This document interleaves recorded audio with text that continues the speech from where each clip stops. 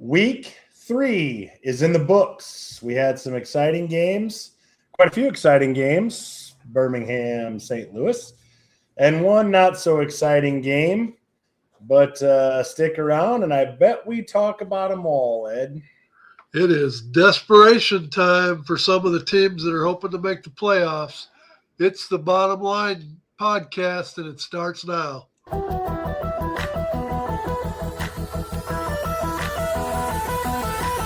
And that's the bottom line.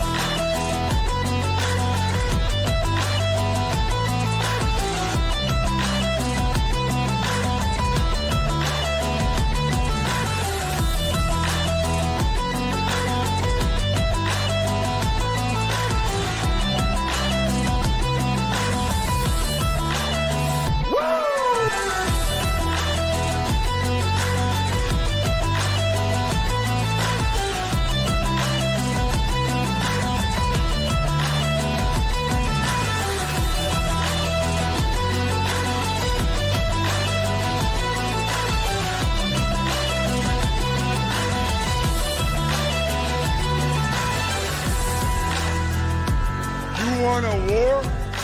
You're going to get one.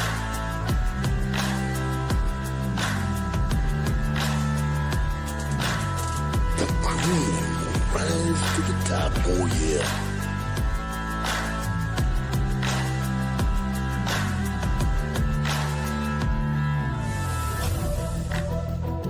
Now you want to get nuts? Come on, let's get nuts.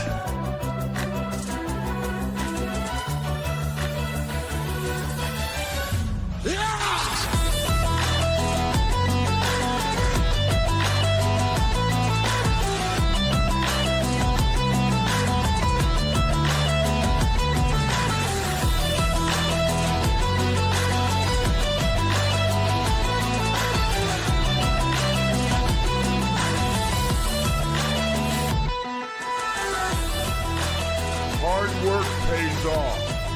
Dreams come true. Bad times don't last, but bad guys do.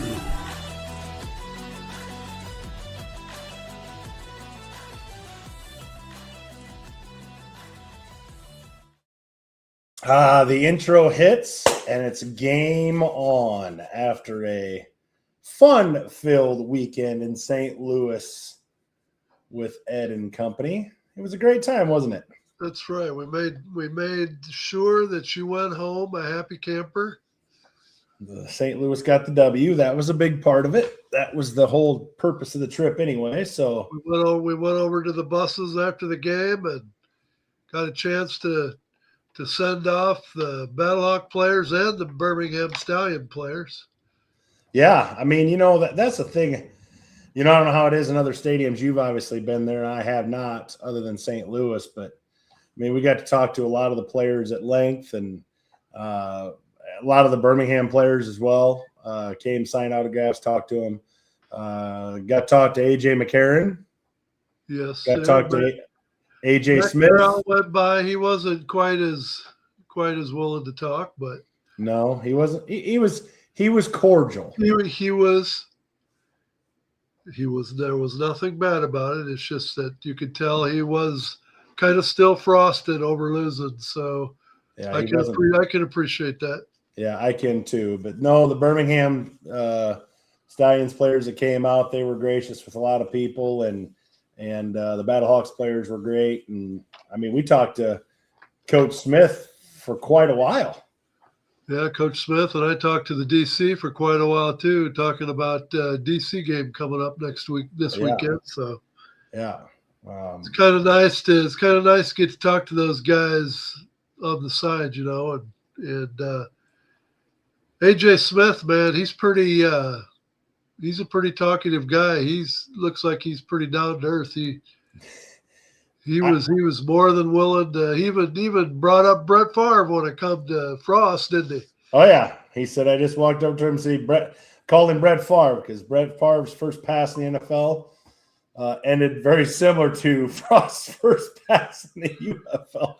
I'm not going to lie to you. We're in the stands there, and he throws that pick six. I was like, oh, this game's going to get away from us in a hurry. Then his next pass, he throws to Birmingham again, and I'm like, oh no. I just visualized Brett with a big smile on his face. So, Well, speaking of big smiles, let's bring Brett's big smiley face in here. We were just talking about this. With his back to back shirt on. Oh, you're See, not, when you're a Birmingham fan, you can wear stuff like that. Oh, you're not one of those guys that if things start going a little south or something, you just start going back to the past. Like, You damn right I do. And as an Alabama and a Birmingham Stallion fan, let me tell you, they make the record books for a reason. No matter what happens Sunday, they'll never be able to take that W away from St. Louis. That's what a record book's for. They will never be able to take away or three-peat. That you can play it, twist it, turn it, whatever. When you go in the record books, Birmingham, yep, oh, Birmingham, yep, oh, Birmingham, yep. That's why we play the game. so You know, But man, it was really a great weekend of football. I'm pumped. I'm not gonna lie, it was great for the league and great for St. Louis. They got the W. Of course, I'm still a little frazzled by it because I'm a Birmingham fan, but I'm a league fan first. And man, we got some good numbers to go over tonight too. yeah, we do. Let's bring on our other guy here that's may not be as happy. I think he's down in Miami. Ain't you getting ready to jump on a boat and go out in the Caribbean Gentlemen. somewhere? You ready to get on a boat, KJ? I might be getting on a boat in a matter of 48 hours or less. So yeah. I thought about making a meme earlier, but I got busy at work. And I was going to put KJ's head on Tony Montana, in Scarface, when he's sitting at that desk, like this. And I was going to have a little bottom line, logo on it. Say hello to my little friend. Oh, my little friend. Never see another bad guy like me. Yeah. The world Let's is get mine. going on recapping the last weekend's games. And if my voice sounds a little funky tonight, it's because I'm battling a cold. I was perfectly fine until Eric's family comes, so they must have been sick or something. Well, the boy, or not the boys, just Blake. He had the whole. So I don't know, man. Maybe he caught it from him. Yeah, could have been. So we started off this last weekend on a Friday night matchup between Orlando playing at Louisville. And where do we want to start with this? It ended up going to overtime. And we found out that there's a particular rule in the league that there was quite a few fans that weren't too happy about. So I think Coach Beck may have been the only one on Orlando's team that knew they won the game when they did. And I don't even think Coach Beck knew that rule either until the referee told him the game was over. Right. But so some of us Birmingham fans, unfortunately, knew because we fell victim to it in Birmingham last year against the Memphis Showboats.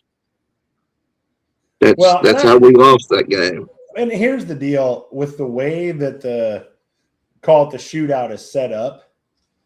I mean, I understand it because, if you get beat, you can just grab. Just grab. So, I understand it. Obviously, if I'm a Louisville fan, I'm not happy with it because it would have happened to us.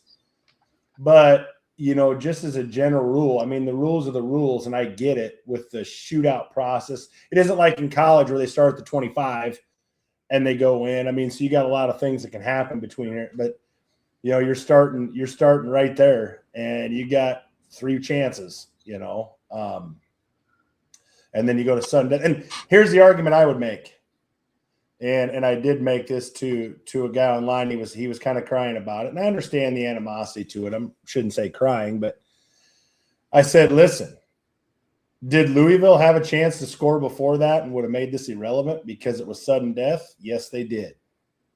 So you can't blame a rule that obviously, I mean, most of the people in the league now know about.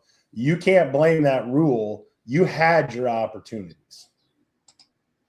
You were 0 for, what was it, 0 for 4, 0 for 5 Yeah. before that rule finally That's what happened. drives me crazy is we all play by the same rules. I get it sucks losing that way because I saw it last year in Birmingham. But don't y'all think, you know how I'd like to tweak it? And I know Mike's going to tweak it because like he said, he's seen the response. He's listening to the fans. Here's my idea, guys, real quick, and we'll move on. See if y'all agree with me. All right, on the second penalty, right, or the first penalty, they move it to the 2-yard line, whatever. All right, if you have a second penalty, as opposed to giving it an automatic win to Orlando or whoever's in that position, move the ball to the half-yard line. Man on man. If you man enough, you're going to stop us. If you ain't man enough, you can't stop us, and give the team a shot at the half-yard line. And then if they do it again, I mean, the third time's a charm. I mean, you can't just – that's why they put the rule in place, and I get it. And it makes sense. But I don't know about a second penalty just automatically giving the win, but, I mean, at a third time, I mean, enough's enough. You know what I mean? I would agree with you, Brett, but KJ, I've noticed something, and I want to see if you feel the same way. There are a lot of struggles for a lot of teams inside the 10-yard line this year. Yeah. I have seen so many Closing drives get stopped inside the 5. It's nuts. Am I wrong on that, KJ? Yeah. No, it's I think it has affected every team at least one series or more through the course of the season. But yeah, an alarming number.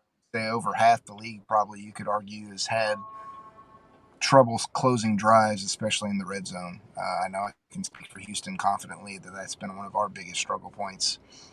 Even when we had both Deckers and Nolan healthy when they were leading at the helm in their respective games, that was a big problem. Was we'd have to settle for a field goal or might come away with absolutely nothing in a drive. So it's plagued multiple teams, unfortunately.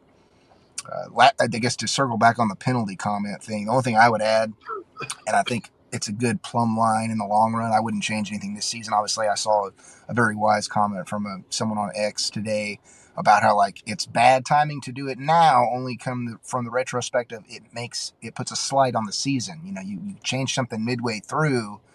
Certain teams are essentially benefiting, even if they don't see that penalty come into context again the rest of the season. It still puts a slide on the game when you look at it holistically. But something looking forward, to say 2027, I would say maybe don't make it to where it's back to back to back. I see that in basketball. We see that type of thing, especially in March Madness when guys are fouling to stop the clock and things like that to regain possession. But I've never seen it to the context of that in football myself. I'm not saying it's never happened, but that's never been a really routine or concerning occurrence in my entire lifetime of watching the game.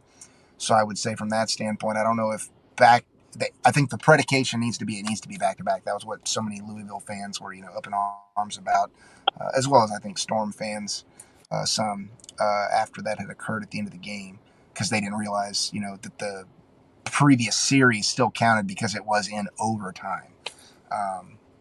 I think if there's a change of possession, it should be kind of reset. I think that's a fair assertion, but. I put up Lord Excalibur's comment. He suggested instead of just giving the win to the team after a second penalty, basically make the team line up and kick a field goal to seal the deal.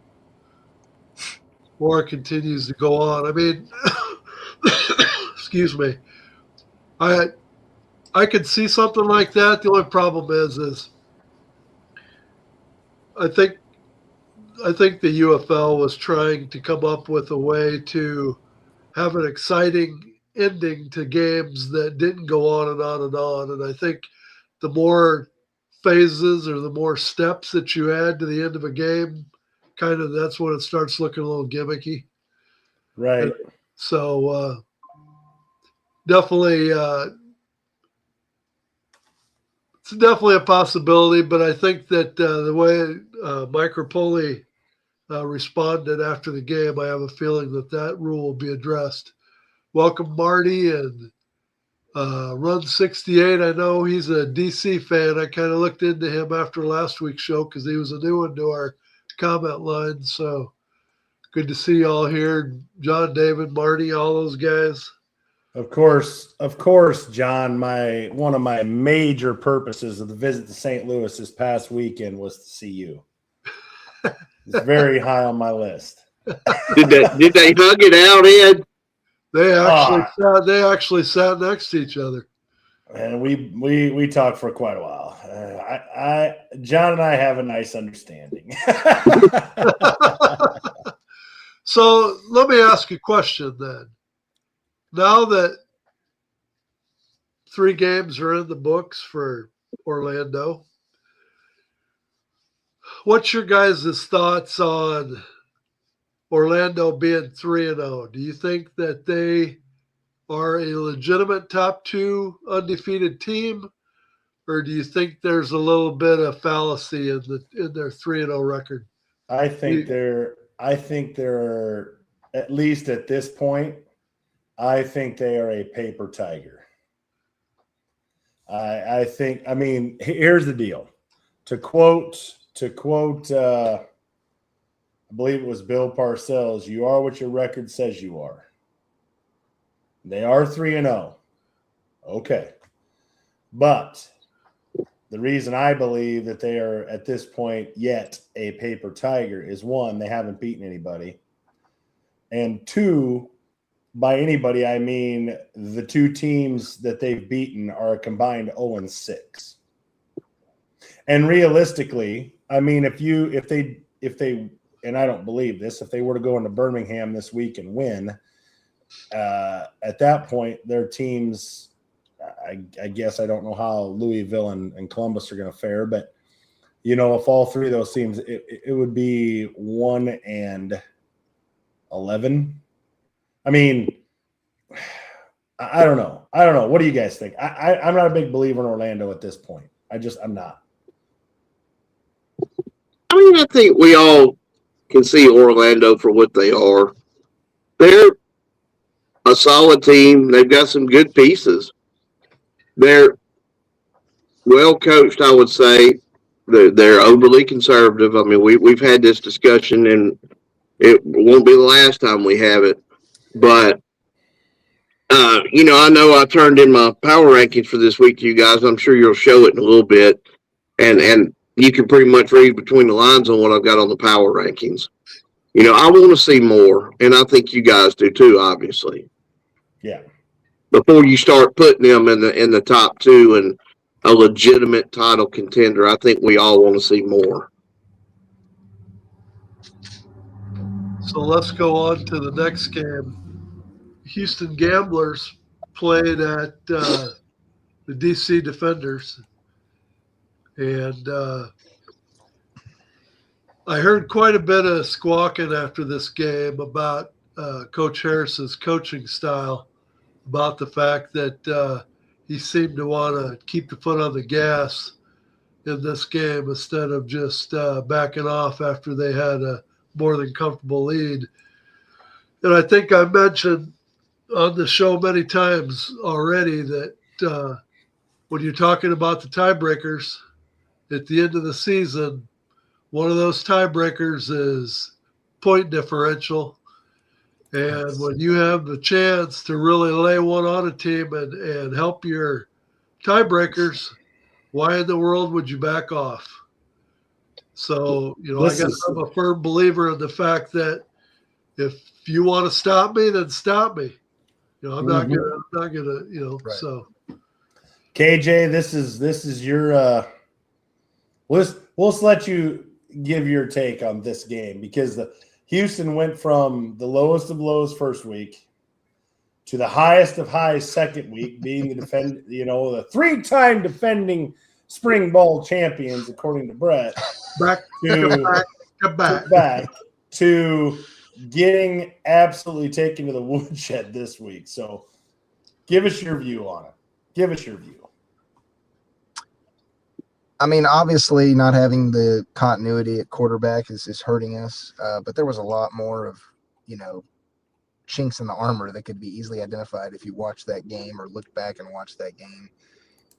And I echo Ed's sentiment wholeheartedly, not even just from the tie-breaking standpoint, but we're only in week 3, or that was only week 3 through the course of a 10-week season. So, I mean, these guys, we already talked about their limited reps in practice. I can't fault the team for continuing to run series as if it's game time as normal and they're not a huge lead and continue trying to score. Like, that's how you polish your team through the course of the season. And so we're so early on, like, nobody should be expecting a mercy rule type mindset from any coach in this league with the way it's structured. But yeah, I think for us,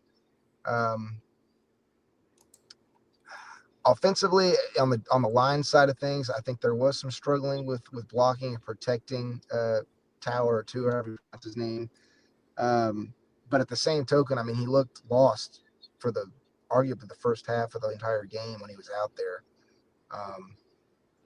It hurt like hell seeing I think it was very first or second pass he threw being the pick. I was like, Jesus Lord, like we can't even get rolling before he's going the wrong direction. So it was tough to watch. And honestly, I was at my daughter's softball game at the time it was playing, so I got to see a little bit of it. And then when they started really crashing, I was just like, you know what, I'm going to be a present dad and not let this game get me frustrated emotionally. So I tuned out after a little bit. But the bit I did see, they found some traction there in the second half with the one series that actually produced a score, but then, couldn't really reciprocate it beyond that. So there are a lot of things to improve upon. I think, the consistency is what we're lacking the most, which is really the biggest concern. It's not even so much like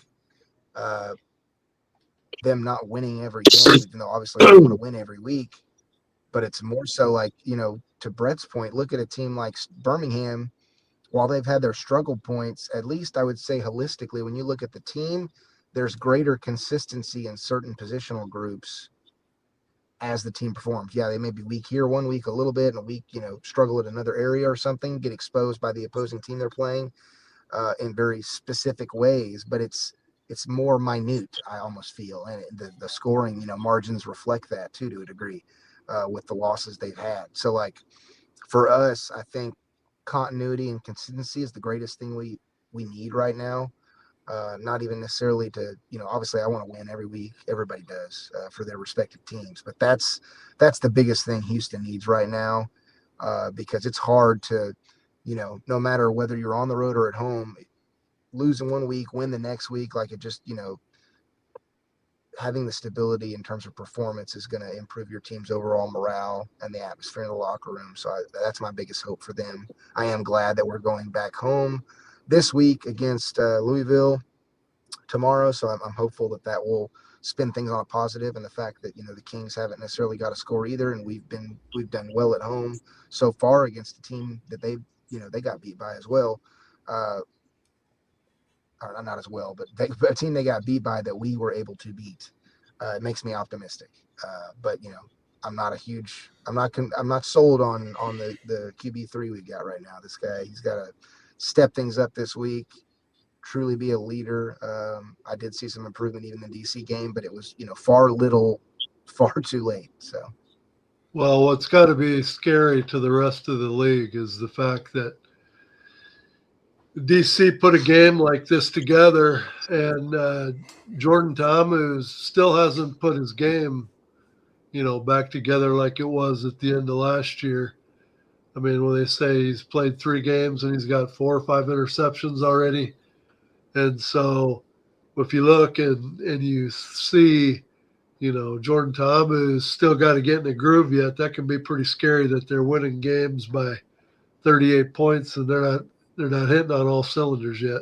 Well, in Houston's defense, I mean, with Deckers going down with the shoulder, Henderson with the finger, I mean, when you're down to your, number 3 quarterback who you don't plan on taking a whole lot of snaps, at least for a year, and all of a sudden he's your starter, I don't know what Right. you could have expected there. I mean, Houston was behind the 8 ball when they started that game, and it got away from them real quick. I mean, it kind of reminds me quite the opposite when Birmingham was that last year or 2 years ago, Brett, when they had to play. I don't know what they play about 5 quarterbacks in the course of the Last season year. or whatever it was. I mean, I think it was 7 for the whole but year, their somewhere in that quarter- ballpark. but their Total, quarterback yeah. room is a little deeper. I think at that point. I mean, yeah, Martinez, Yeah. Corral, Smith was there too. Jamar came in. Yeah, Yeah. Hell, I mean, it was one after to another Staples, after another. right. But he I mean, was- with the he was more quarterback proactive, issue, to get the guys. yeah, quarterback issues really kind of derailed Houston here for a little bit. But I haven't heard any of the status, Brett, of you where Deckers or Henderson would be at for Houston. Well, I was expecting pretty much what I saw this weekend. I hate to be that way, but being Tua's brother, Talia, I'm very familiar with Talia, and Tua did some great things at Alabama. He was a great college quarterback. I know nobody's a big fan of him in the NFL, but he still got pretty strong numbers in the NFL. I mean, no, he's not Josh Allen or Patrick Mahomes, but he's still a starter in the NFL and will be. But Talia only shares his last name. He, Right. he doesn't have the accuracy. He don't even throw left-handed. He's not. I mean, and I watched him to no end at Maryland. Seen him at a spring game at Alabama, and look, Saban basically just said, "Look, he's not going to be in the top 2-3 string here." And that's when Tua's father got involved, and they transferred him to Maryland and to play for one of our old assistants that had become head coach there and was familiar with Talia. Talia's not, and I hate it because I like the kid. I love the family. He's a horrible quarterback. And if I was Houston, I would have signed at least 1 or 2 more this week, at least one, because I'm telling you, there's some diamonds in the rough that's not in this league right now that could do a hell of a lot better than Talia Tungafalola, or however the hell you pronounce all that. And I hate it, man. I keep hoping the kid's going to turn the corner and he's going to be a solid pro quarterback, but he's just not going to be. I mean, he had one decent year at Maryland, and he has just went downhill ever since. Deion Jackson's been tearing it up for DC so far. He had a game, that's for sure. Let's move on so we can get on to the new stuff. The next game we had was Columbus at Dallas. I think I was a little bit surprised here. It was kind of expecting Dallas to handily win this game. But when you really think about it, Dallas had, 5 days to prepare for this game, and Columbus had 9 days. So those two teams will play again this week. But I think Haley did a good job with Columbus, too, especially under the circumstances. Oh, Coach, it sounds like Coach Ginn is back. Yeah. That surprises me. I guess you can look at it 2 ways. Is it a bad look? Is it a bad look for the league? Definitely it is. I mean, there's nothing positive going to come. I think it was going to be a bad look either way. Right. Either way. So I guess the next question you ask yourself is, what about Ted Ginn? You look at his past. Has he ever gotten himself into trouble before? Have you really ever heard of Ted Ginn in the news? So, I mean, should there really be one strike and you're out? I mean, sure, he should have had a driver, or he should have never went out. You name it. However, whatever the situation is, but what is it? I'm very familiar with that area from traveling there and visiting there and staying a couple of days. there's more damn Uber drivers around there like ants. And I'm a walking second chance. All y'all pretty much know my long history and past from years and years ago. So I do, in all sincerity, I feel for him, and I do want him to be successful. And if he does have a problem, I hope for his sake that he can get a hold of it sooner than later, because I know what kind of hell it is to go through if there is a real problem. Or it could have been just a guy that just made a mistake.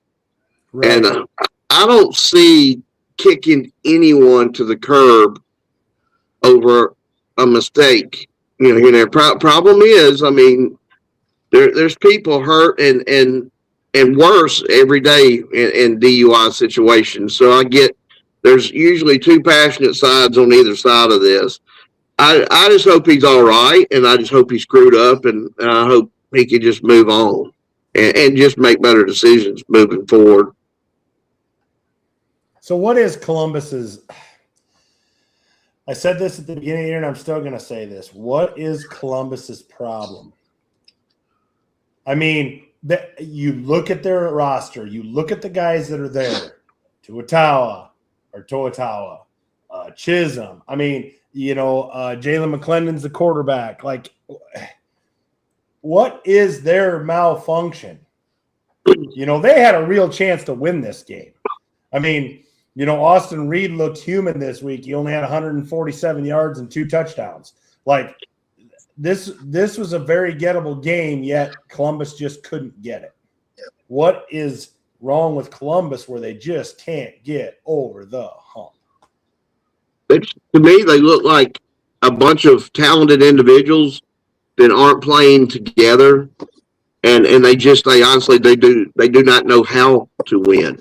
There's certain teams that they're coached so well and they've been together so long, whether it's college, NFL, UFL with Birmingham under Skip, or now DC, and you tell they just do the little things, all the little things right. And if you do all the little things right, typically you're going to come out on the winning side. And Columbus just seems like it's feast or famine from one play to the next. I mean, Ed, I would play devil's advocate. Go ahead, KJ. Go ahead, KJ.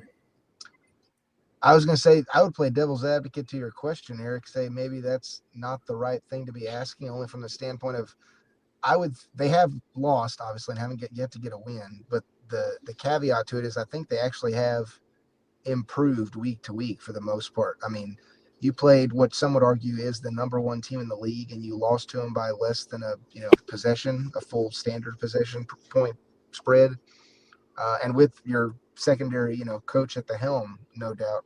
I don't know if that changed much in terms of the play calling, because I don't think Ginn has been, from what I've seen in the games they've played in the past 2 weeks prior to week 3, I don't think he was functioning as a functional OC at the head coach position or anything in terms of play calling. But that to say, regardless, I mean, they still did a good job even in his absence. So, but here's the problem behind the curve, right? But here's the problem with what you're saying, KJ.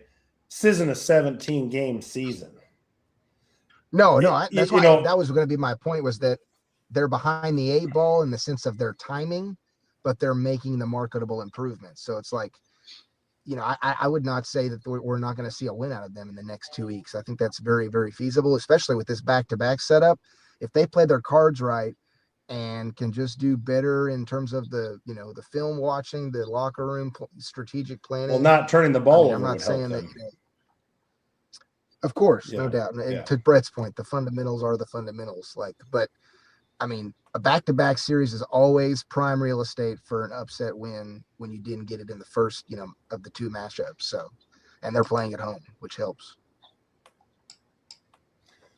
We shall see. I don't know. I just if they don't get it, if they just keep markedly improving and finally pull out their first win in week 5, right, that puts them 1-4 and virtually out of it. I mean, that's the thing about the 10-game season. I just, well, as you talk about the must win, when you start 0-3, you have to beat some good teams to get back in it. So this is their chance to get one up by beating an undefeated team and getting back in the hunt if they lose this weekend, I hate to say stick a fork in them, but Stick a probably fork in about them. as close as you get. Yeah. Yeah. Let's move on to the final game we had, and that was Birmingham Stallions playing in St. Louis. The best game of the week, Brett. Talk about a tale of two halves, and it was really, St. Louis was really the same way they were when they played DC in week 1 at home. Very nostalgic, very boring, very frustrating first half, only to come out the second half and kind of get things rolling. But Well, the fourth quarter. yeah, I mean, that game was I'm gonna be honest with you, Brett. When it was 30-20, I thought it was over. I did not believe we could even score. well, 30 even points. when it was 23-13. Yeah, I'm Yeah. like, yeah, this is over. I mean, I thought Birmingham had a problem when St. Louis, they were up 10 and actually got the ball back, I think, and went 3 and out. And I said, there was our chance to put our foot on their throat. You know what they say, if you got a man down, don't let him up. And then St. Louis marched down the field real quick with that touchdown score and left Birmingham up 3. And once again, I think they got 1 first down on that drive. And then, 3, whatever it was, I can't even remember the plays. And when they punted it back to St. Louis up 3, I knew we had a problem. And even when St. Louis took the lead, I said, too soon. But you fellas won't believe it. I left. When Birmingham got first down at about the 50-yard line with a minute left, I left. Something told me I knew they wasn't going to pull it out. And and I started, I went to the store and I had to run a couple errands and my phone started pinging. And I answered the phone. I said, how did they lose? And they started whining. But I said, I asked you, how did they lose? So you didn't watch it? I said, I know. I left with a minute left and Birmingham had the ball at the 50. I knew they were going to lose. So how did it happen? And I went back and watched those 4 plays. But I mean, I usually got pretty good instincts on that stuff. But look, I'm just going to start calling St. Louis the St. Louis Hakeem Butlers, because let's just be honest. He's the Shaquille O'Neal of the league. He's as fast as just about any receiver in the league. He's 6'5", got a 6'8" wingspan. He don't even belong in the league. I think St. Louis is paying him $500,000 a year just to save their season every year. I want to see St. Louis beat someone worth a damn without Hakeem freaking Butler. we did. We beat the defending champs in week 1 without Butler. Come on, man. We'll see about that this week. Yeah, the thing about that game, Brett. Deion Kane had a hell of a game, too. Oh, without question. The thing is, and Jeff Raymond says he sent you a question, Brett. He sent it to you. I have a question for all 4 of you, and I sent it to Brett. Go ahead and put it on the air, bud. I can't look at it while I'm on the show. I operate my phone. Shoot it to me. Jeff is, well, I don't know if I can say who Jeff is. Are y'all familiar with Jeff? Jeff's a good dude. He's got a little something to do with the Dallas Renegades. Oh, nice. Let me see if I can pull up the question, Jeff.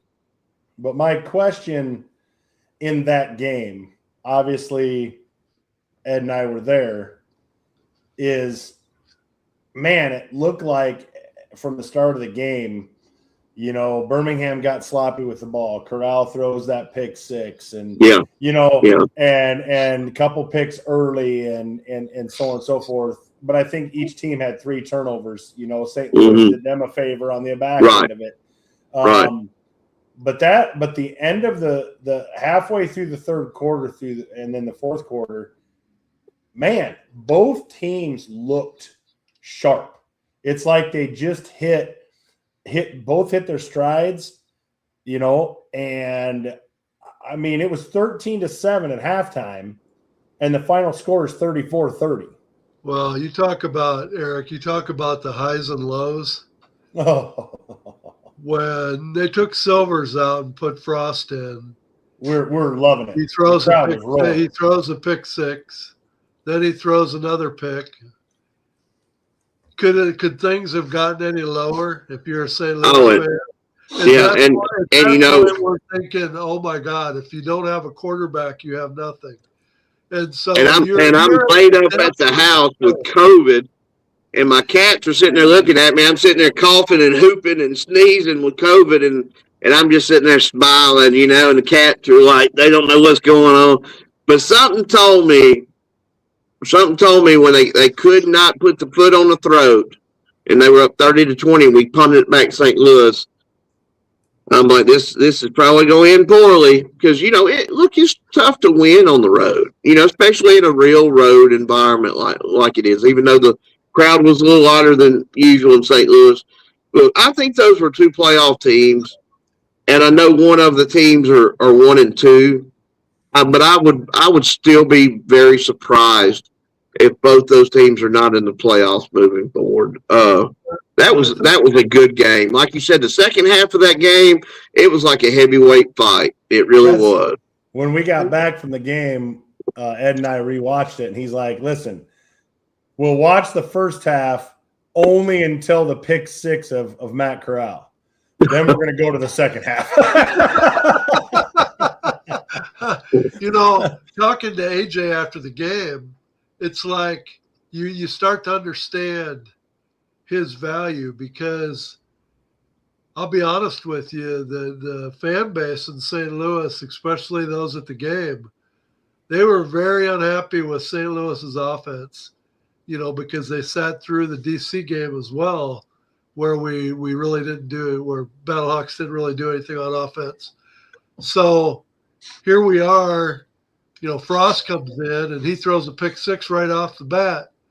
You know, it would have been easy for AJ to throw his hands up in the air and say, oh my God, do I put Silvers back in? Do I, you know, what do I do now? And all he did was wait for Frost to come off the field. He said, hey, you know what? Brett Favre's first pass was a pick six too. And look what he went on to after that. And when you talk about the calming factor, you know, he just knew what to say at the right time. Yeah. And so, yeah, it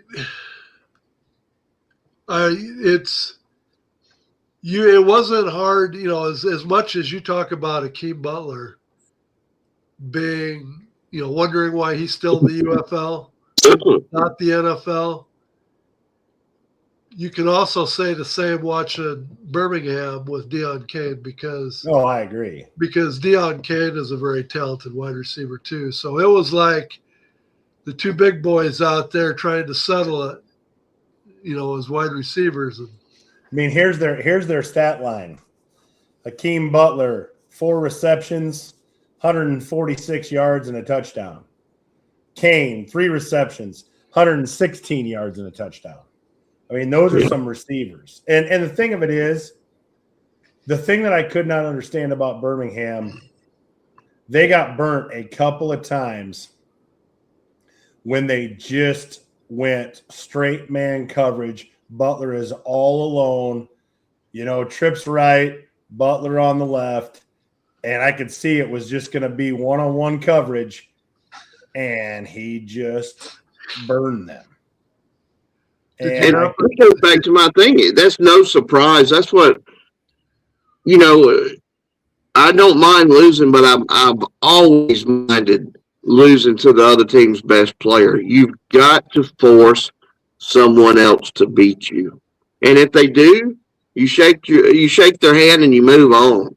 But you can't leave Akeem Butler in single coverage without help. You're asking for it, and they got it. You know, the touchdown pass is the one I'm thinking of, and the other one was he was out at the 1 or 2 yard line, but they shifted safety help over to the trip side, and I'm like, in my head, I'm like, Butler's got 1-on-1.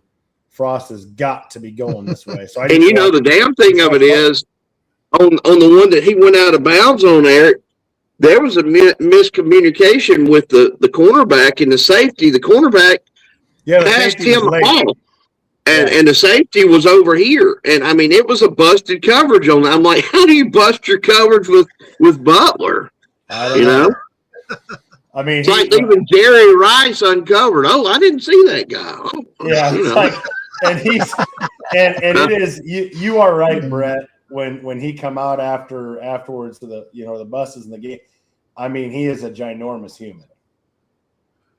So he's a long, big guy, and he still, like I said, he still runs very fast. I don't know the pettiness, and so we've talked about this with the gentleman that's the agent with the NFL, and once a guy gets a certain age or this happens or there, you cannot tell me Hakeem Butler is not good enough to be on the NFL roster because we've seen him. He is.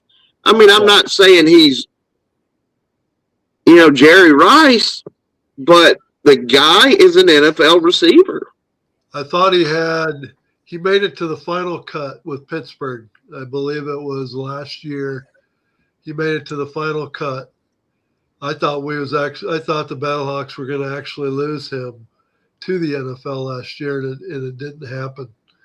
But still, it did.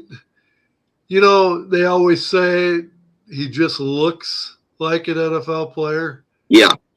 You can just look at certain players and they look like NFL talent. Deion Canes and the Tyler Vaughns and the Hakeem Butlers, and it's all surprising why, they're not playing in the NFL right now. But having said that, after a dismal week in week 2 for viewership of the games, let's put up week 3. And Brett, you can comment on this because you put this together for me, but solid numbers for week 3. Man, it's exciting. I want to say the nice thing is week 1 of the Fox Sports Friday night game was 650, and then I think last week it was 653, and this week it was 671. And you're like, well, that's not a big difference. Well, in a league like this where you're trying to grow a fan base, if it was going the other way, that's when you start getting worried. It's exciting. It's went the positive way the last 3 weeks. And hey, the folks that watched the game Friday night, those 671, now that's average. I think it went over 700. They saw one hell of a good spring football game Friday night. Thank God they didn't see the 45-7 or some of the other games we've had earlier. They saw a hell of a game, and if they're a real football fan, they're going to tune in again. Well, the biggest thing, Brett, that I see is, and maybe you were going to talk about this, but 3 of the games were on Fox and ABC. Yeah. I think that makes a difference. You start the NFL Network and Fox Sports 1 and stuff like that. I mean, we typically always see the viewership drop on those because they're not on an ABC or a Fox. To me, I think ABC, I think the order you would probably know this, but I think if we went and look back, I think anything ABC usually gets the highest ratings, then Fox, then ESPN, and then Disney, FS1 or whatever. Yeah. So why do we get away from this structure that looks or appears like it works for viewership? Well, to me, it's just like the scheduling deal that we talk about. People's like, the league does such a horrible job of scheduling and yada, yada, yada, yada, yada. They got to understand right now, whether we like it or not, we're playing second fiddle to everybody. And that's the scheduling. That's the TV. Like last week, you had the Masters. With the week before, you had the Final Four. There's only so many. But, the higher the ratings, if the ratings continue to climb, we will continue to get better time slots and better, more ABC games, more ESPN games. But to me, it's a great sign. And Greg Parks from UFL News Hub, he had mentioned this week that there was only two games that went over 1 million last year for the season, including, I think, the championship game. Well, hell, we're already at one now through week 3, so that is a very positive sign. And look, the game beforehand almost did $1 million. And I mean, it's not like one did 350 and the other did $1 million. I mean, there was almost $1 million that watched both games. And KJ, you know, we talk about Masters weekend and whatnot. Here we have a early game. We have a Saturday game that's 11 o'clock in the morning, and it still pulls off a really solid number. Yeah. And, KJ was so broke up he left the show. So, but anyway, so you know, really, back-to-back games on ABC. I think that shows you that between Fox and ABC, if they could work out the schedule for those two networks, I think they would have maximum exposure on this. I mean, guys, for the black eye that spring football carries with it from all the previously failed leagues, those are very encouraging numbers. I mean, especially those two on ABC. Like you said, it's week 3. You know, I don't know. I'm excited. And like I said, I'm pretty pumped about the Friday night game too, because that was such a damn good ball game. Mm-hmm. And again, how many people from these markets that hadn't been watching, you know, Orlando or Louisville or whatever, and they're like, you know what, this is pretty damn good football. This is pretty entertaining, you know. It's just positive. If we would have hit 650 in week 1 and then went 580 and then went 470 in week 3, then we would be like, you know, uh-oh. But it's going the other way, and it's to me, it's a sign of growth. And I see that on Facebook, X, Instagram. There's just so many more people talking about it on platforms now that were not last year. Like now you've got, you know, NFL and ESPN making 2, 3, 4 posts a week about the games and highlights and stuff. Well, you know, Barstool Sports is helping out. John Gruden's making posts. It's just, man, I think he's got this thing going. I just hope that he, you know, and go A, B, C, you know, just try to fix one thing at a time, you know, just all you do is all you can do. Don't have 8 projects going at one time and screw up, not finish any of them, you know, let's, you know. So let's do this. Let's go to a break. And when we come back, we can talk about the newest city that's now going to be a part of the UFL in 2028. But is there an inkling on who that 10th team might be? Let's talk about it when we come back.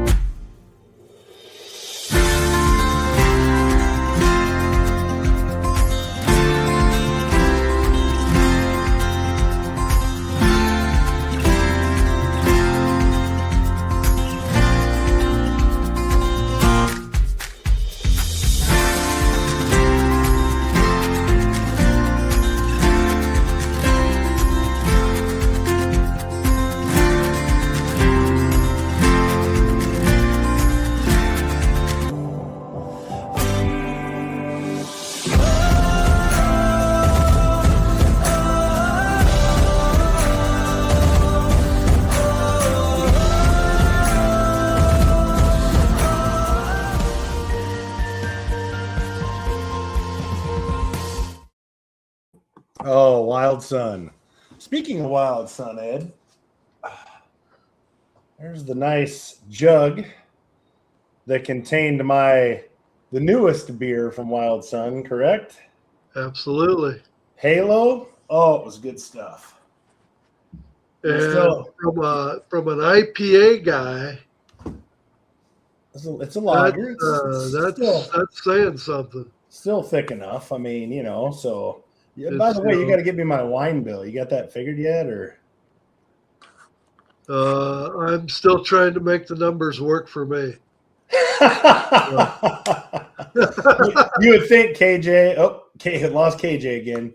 He's in a remote location, so he's having issues. But we lost both of them. So yeah, I guess it's all up to us, man. Oh, he's back. Maybe.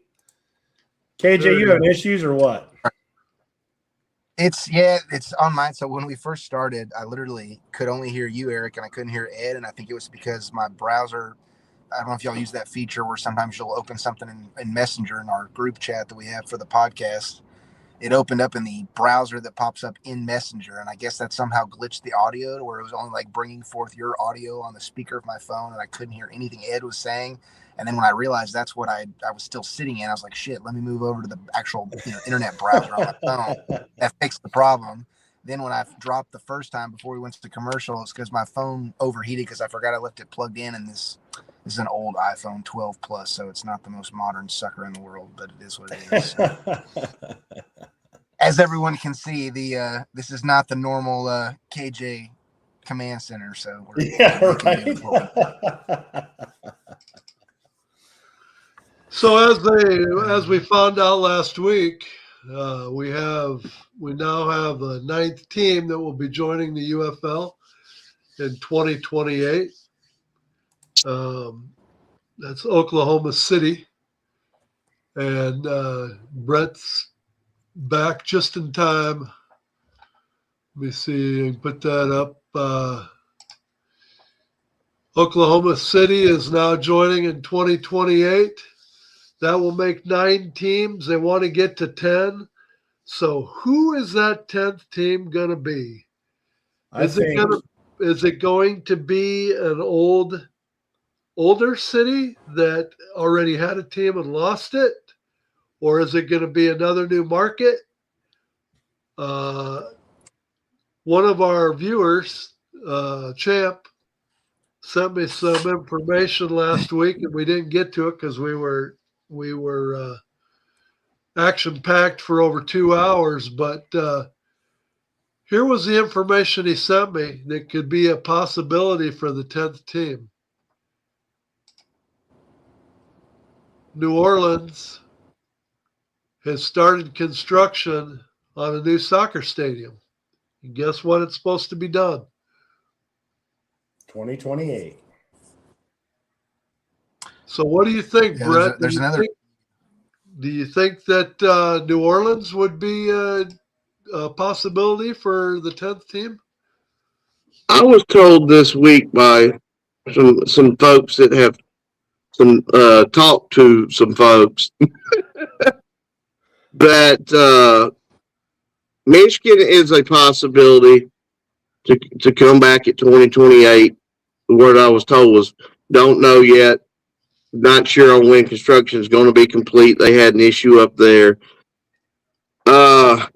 Also, I've heard Pittsburgh is a possibility, although I still don't see that happening because I keep looking for stadiums. There's just nothing there. But now Philadelphia, which I'm going to share this during the week. I haven't had time this week. It's a good soccer stadium in Philadelphia. It'd be a possibility to bring back the Philadelphia Stars.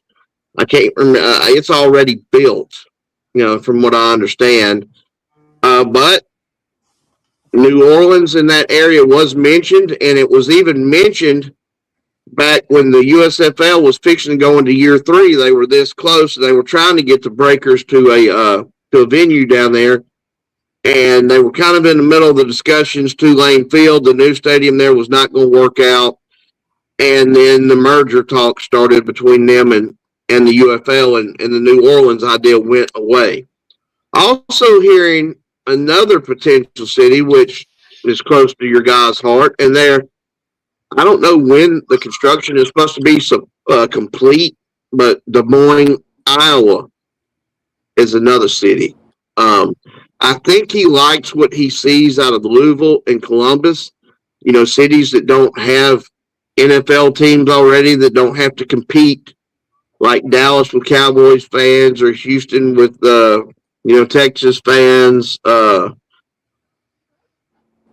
think he's open to keeping Birmingham in Birmingham. I think they aren't going anywhere, but they're probably going to end up at the Met, where it will be 14,000 capacity, where Protective Stadium is 47.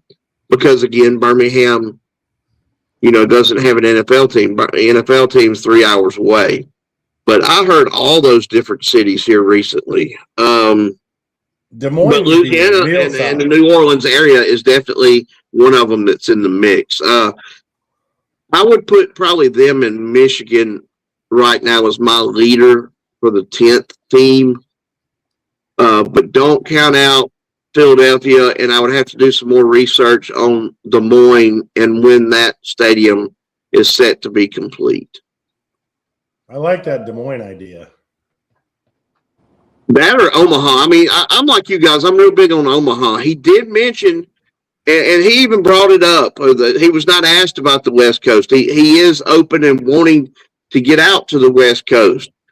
But that is not going to be, unfortunately, it's not going to be right now.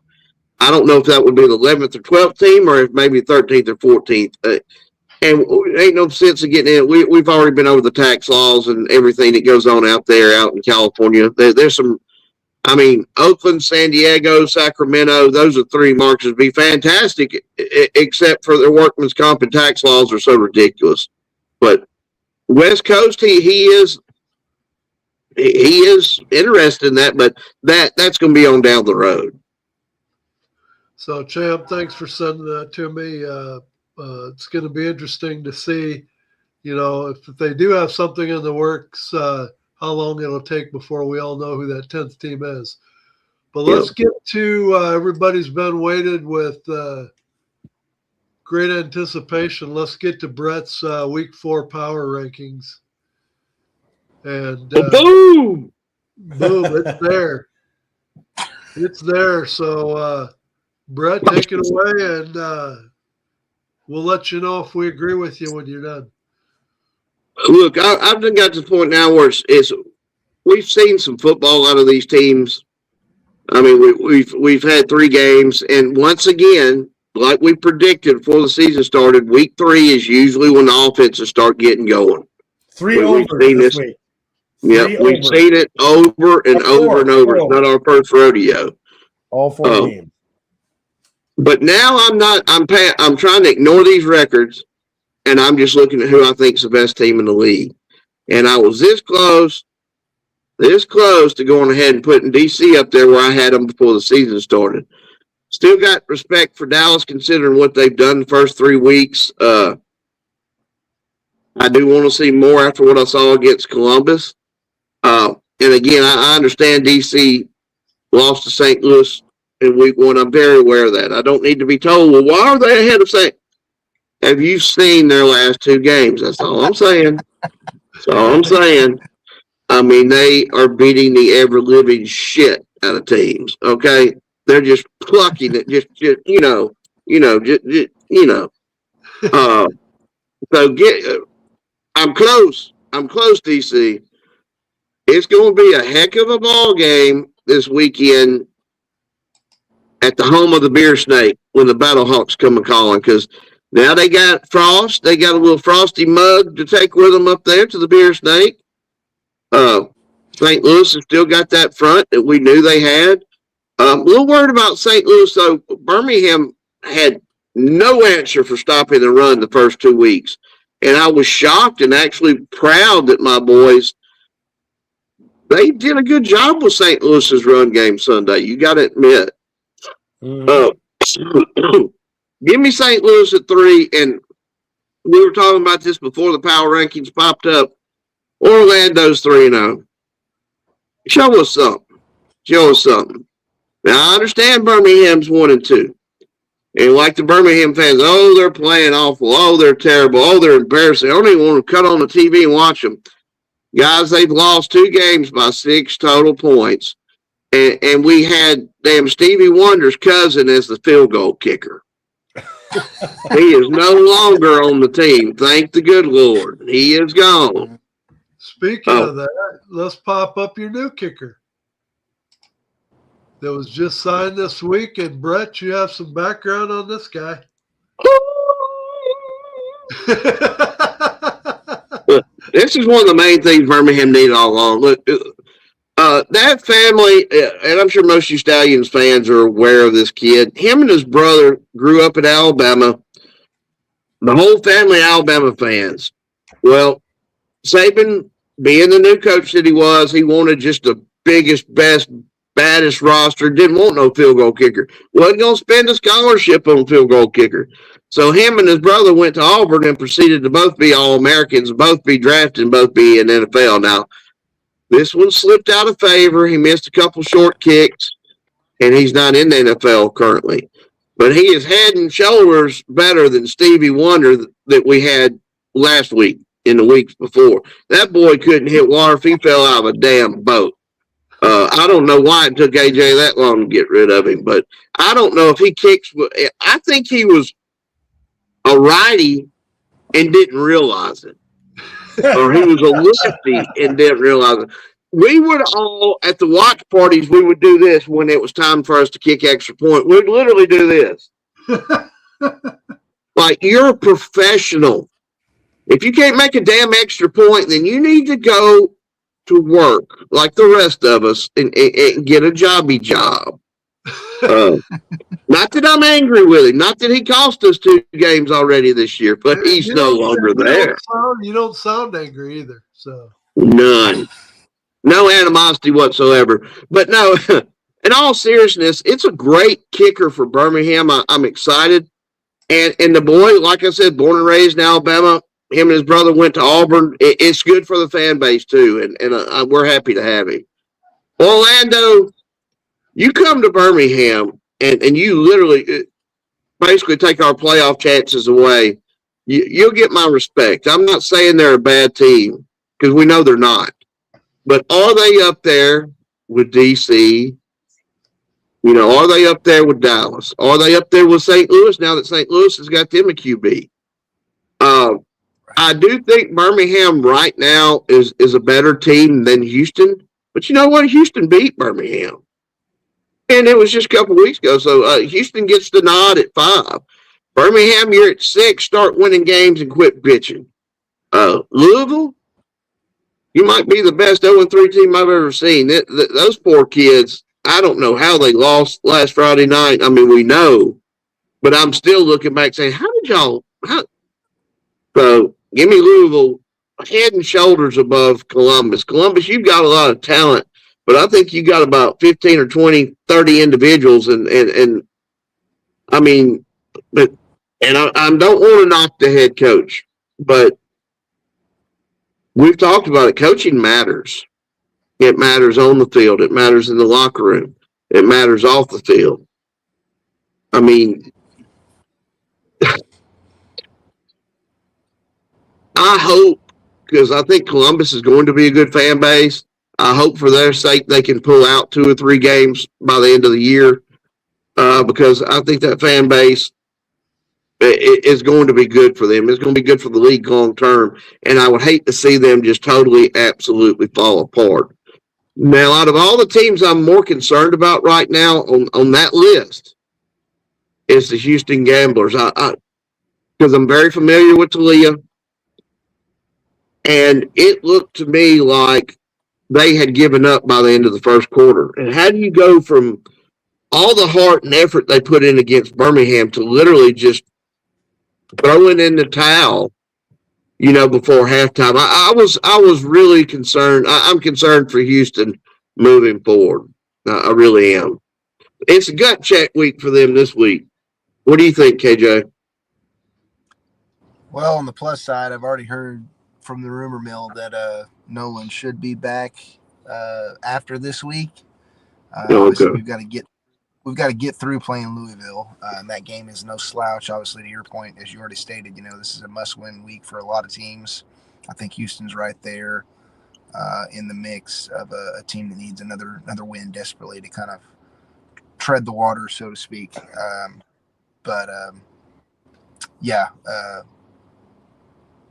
Tua Junior's got to improve. We'll leave it at that.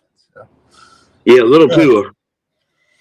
And like I said, Columbus put themselves in this position at 0-3, so they've got to win Therefore, they got to win against a team like Dallas to get themselves back into it. So we will see. Week 3, players of the week. Let's talk about offense. Keem Butler was named offensive player of the week from St. Louis. 4 receptions. What's that? 146 yards and 1 touchdown. Defensive player of the week goes to Derek Robertson. 6 tackles, 2 sacks, and 2 fumbles. Or no, 2 tackles for loss, that is. Sorry about that. Another DC defender gets defensive player of the week. So, like I said, if Ta'amu gets his things going at quarterback with the defense they already have in place, look out. And then for special teams in week 3, Jaden Shurton of the Louisville, 5 returns, 162 yards. So he was a king Friday night. He was a king. Well, let's talk a little bit quick about through 3 weeks.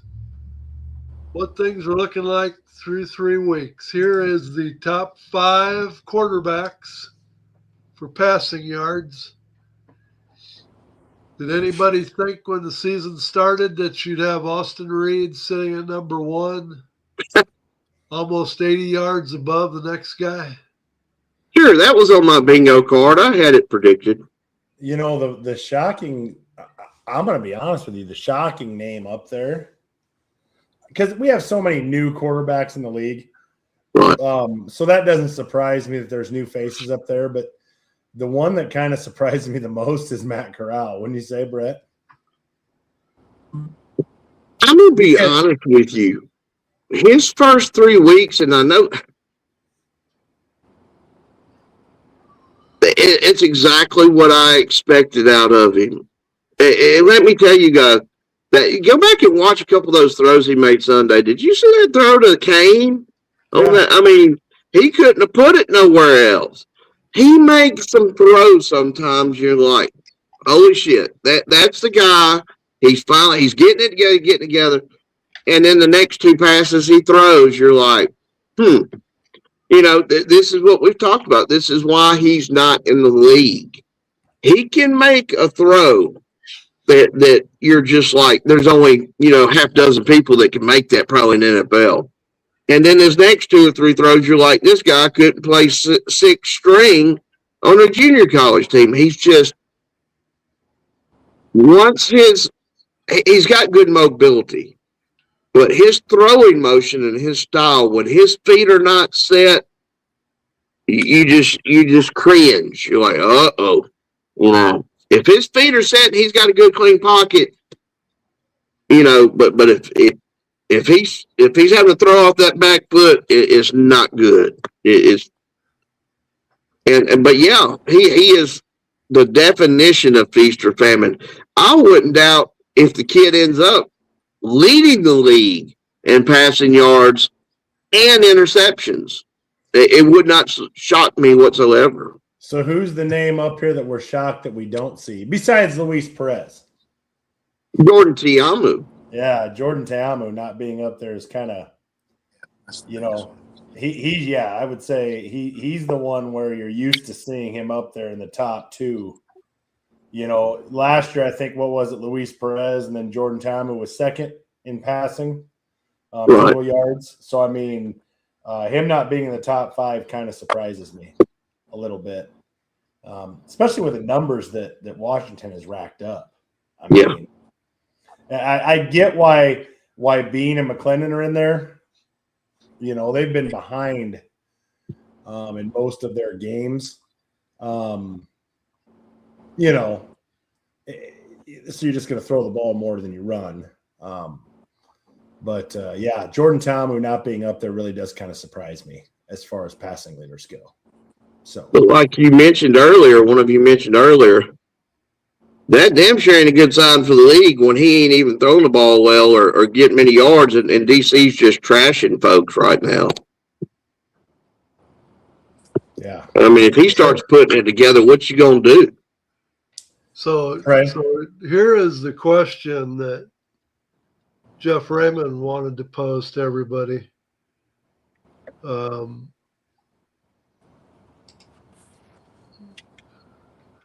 He wanted to know how each of us would have called the combo pick six. If you were the announcer, would you have announced the interception first or the touchdown?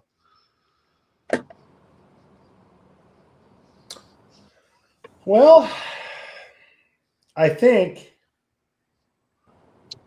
Depends on if it's my team or not. All right. I was just thinking that. I'm like, well, is it my team? I think you almost have to go with the interception first. Picked by number, for the touchdown, or whatever, whatever. I mean, I think you almost have to. I think if you, I don't know. I think I probably would have done that first. What do you think, Brett? Are we? Which pick are we talking about exactly? Well, I'm confused by this question. This seems pretty like automatic, does it not? I don't understand. No, I think did Dallas? Did the Dallas game have a play? Yeah, they had an interception, and then the kid lateraled it, which was fantastic, fun play. I mean, that's what the UFL is built on. I'm assuming that's what he's talking about. I think that's the play he's talking about. I'd have definitely announced the pick first. Yeah, I think he got. I don't understand how you call it a touchdown. I almost thought he meant by the St. Louis pick six because the guy picked it right at like our 5-yard line. It was so bang bang, Right. Where you could have just said, "Oh, touchdown, Battlehawks!" Such an the player's name just intercepted Corral on the slant. Depends upon who the announcer is. Yeah. If you're a Birmingham announcer, you would have went, "Oh shit! Oh damn, he threw it." Yeah. He had been like Bob Uecker. Battlehawks. Yeah. You remember Major League when Bob Uecker said, "Oh shit." I can tell you what I said, but I ain't gonna say it. I mean, I can tell you as a St. Louis fan how I called that play, but well, so give you a little insight. It wouldn't have been able to be it wouldn't have been for TV. Little inside baseball about that game on Sunday. But Jeff, I definitely, I'll have to listen to the video. I guess I wasn't paying close enough attention to the video. I just had the play in my head. I on Saturday or on Sunday for that game, Brett, we were sitting one section away from Ed. And then about just after halftime, Ed comes over and he's like, "Hey, we got 4 seats open right behind us. You guys can come sit over there." Well, we were winning. It's 13-7, so it was just out of halftime. So we walk over there and we sit by him. John Dave and his wife were sitting to our left, and Ed and those guys were sitting in front, and Kevin and his wife, right? Yeah, they were in front of us too with cowboy hats. And pretty soon it's 16-13. We're down.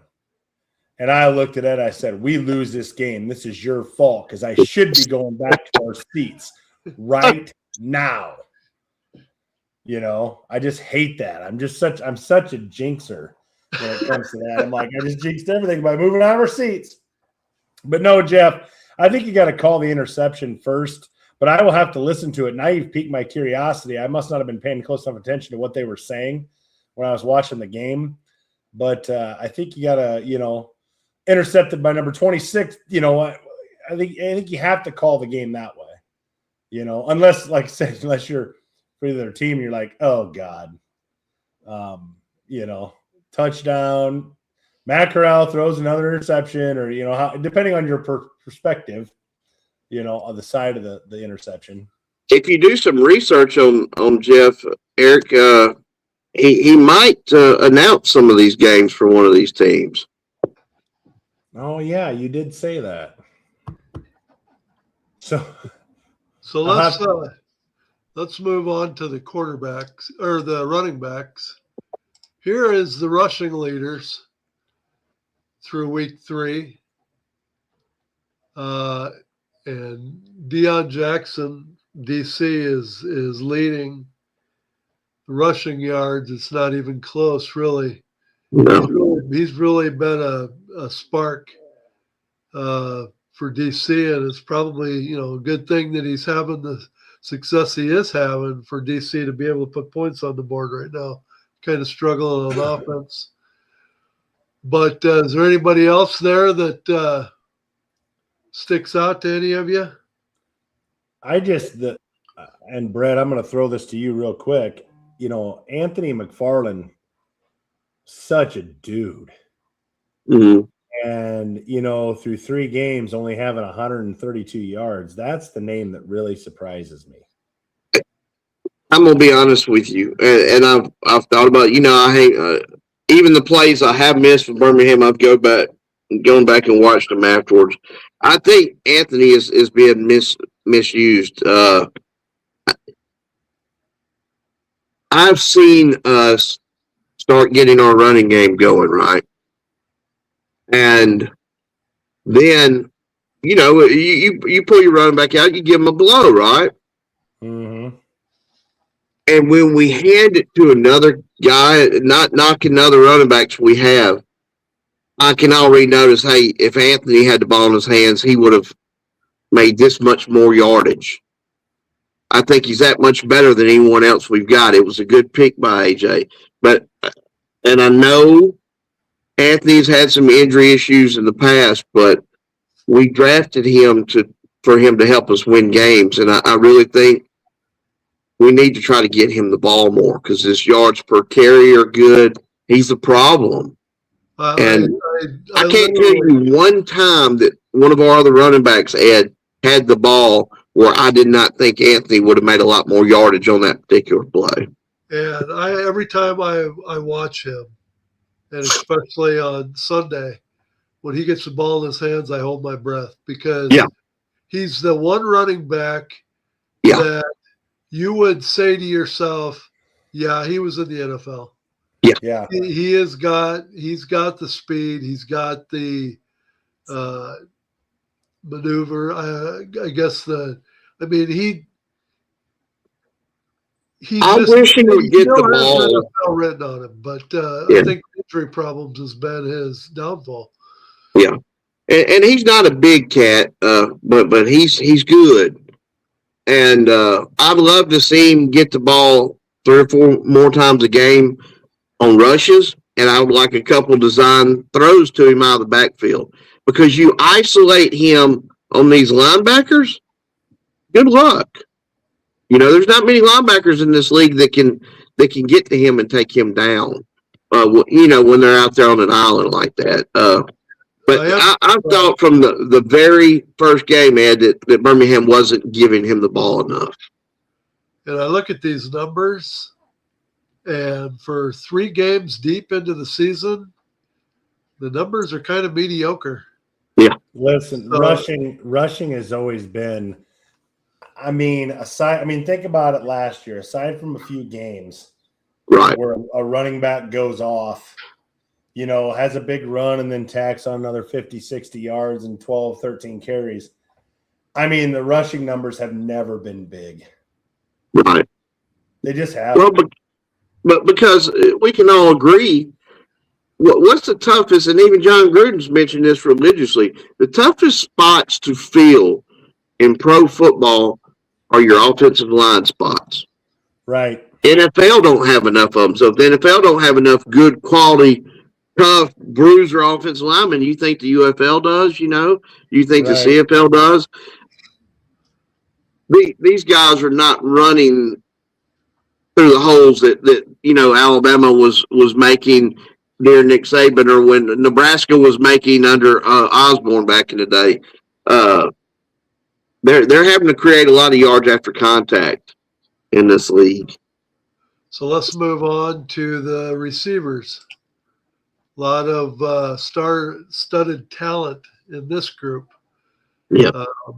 As you look at it's no surprise Tyler Vaughn is leading the league in receiving. I mean, I think he damn near put up a couple hundred on St. Louis last week alone. So, Right. Keem Butler sitting at third place with only really two games. 2 games. Two games under his belt with really no quarterback throwing to him, at least for a game and a half that he played. So, but you can just go right down the line and see the talent. Kind of surprised to see the Storm with 2 receivers in the top 5.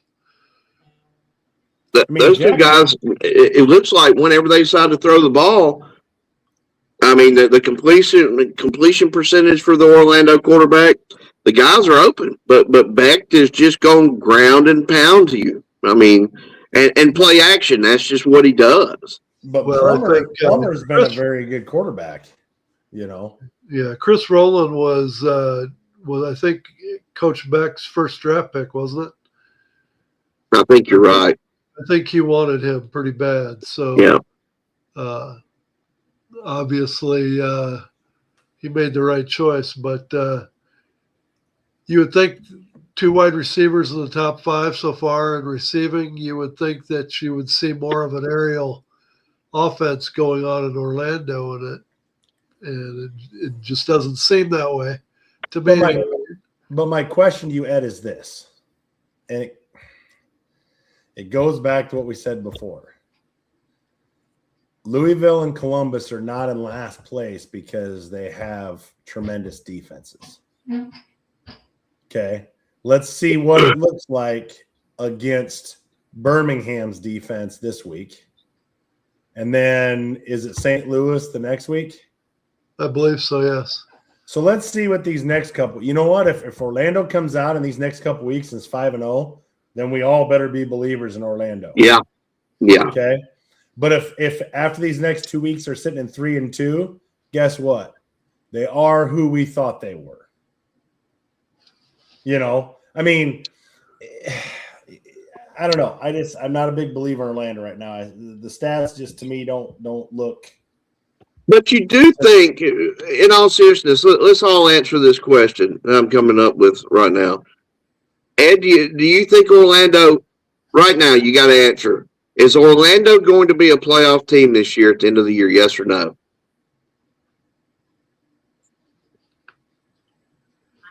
I actually think that Orlando is probably going to be the team that Birmingham fights with for the 4th spot. I'm not going to disagree with you. I've already thought about that. Eric? I can't. I think the winner, and I know it's only week 4, but Orlando has a killer schedule coming up. Yeah.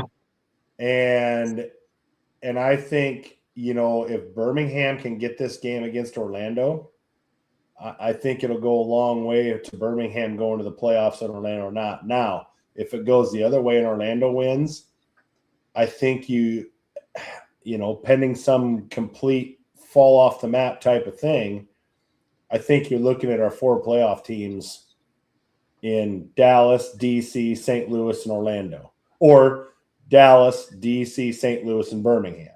I think that's why this weekend's game between Birmingham and Orlando is big, because I think that tiebreaker, getting that initial tiebreaker head to head is only going to be. That's why I said I really felt like Birmingham had to get home 2-1.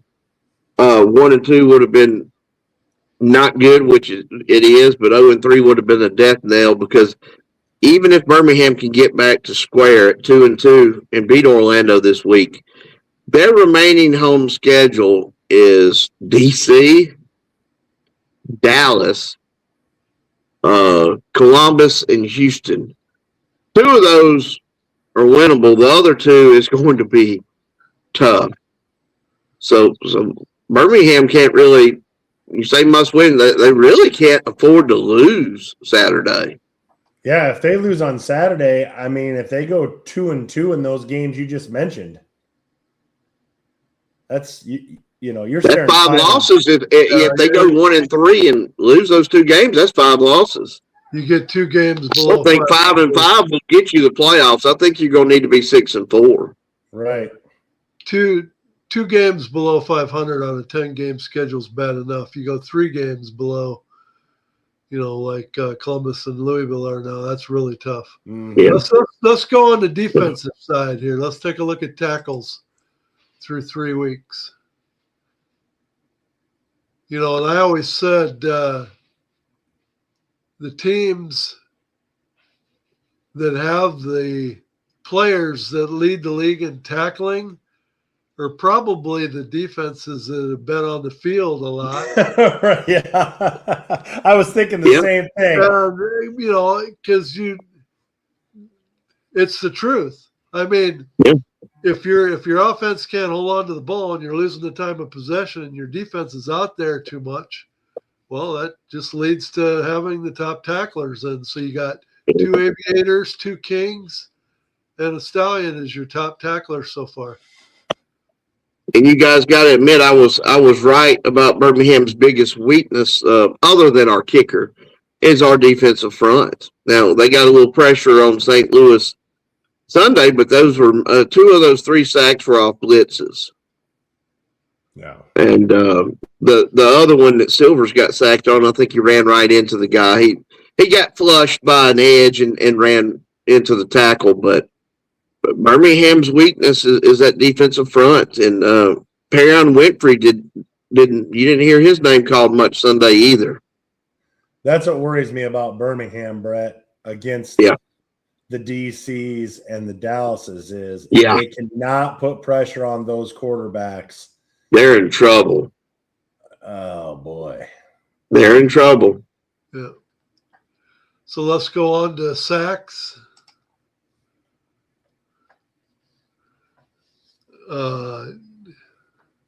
Anybody stick out to any of you there?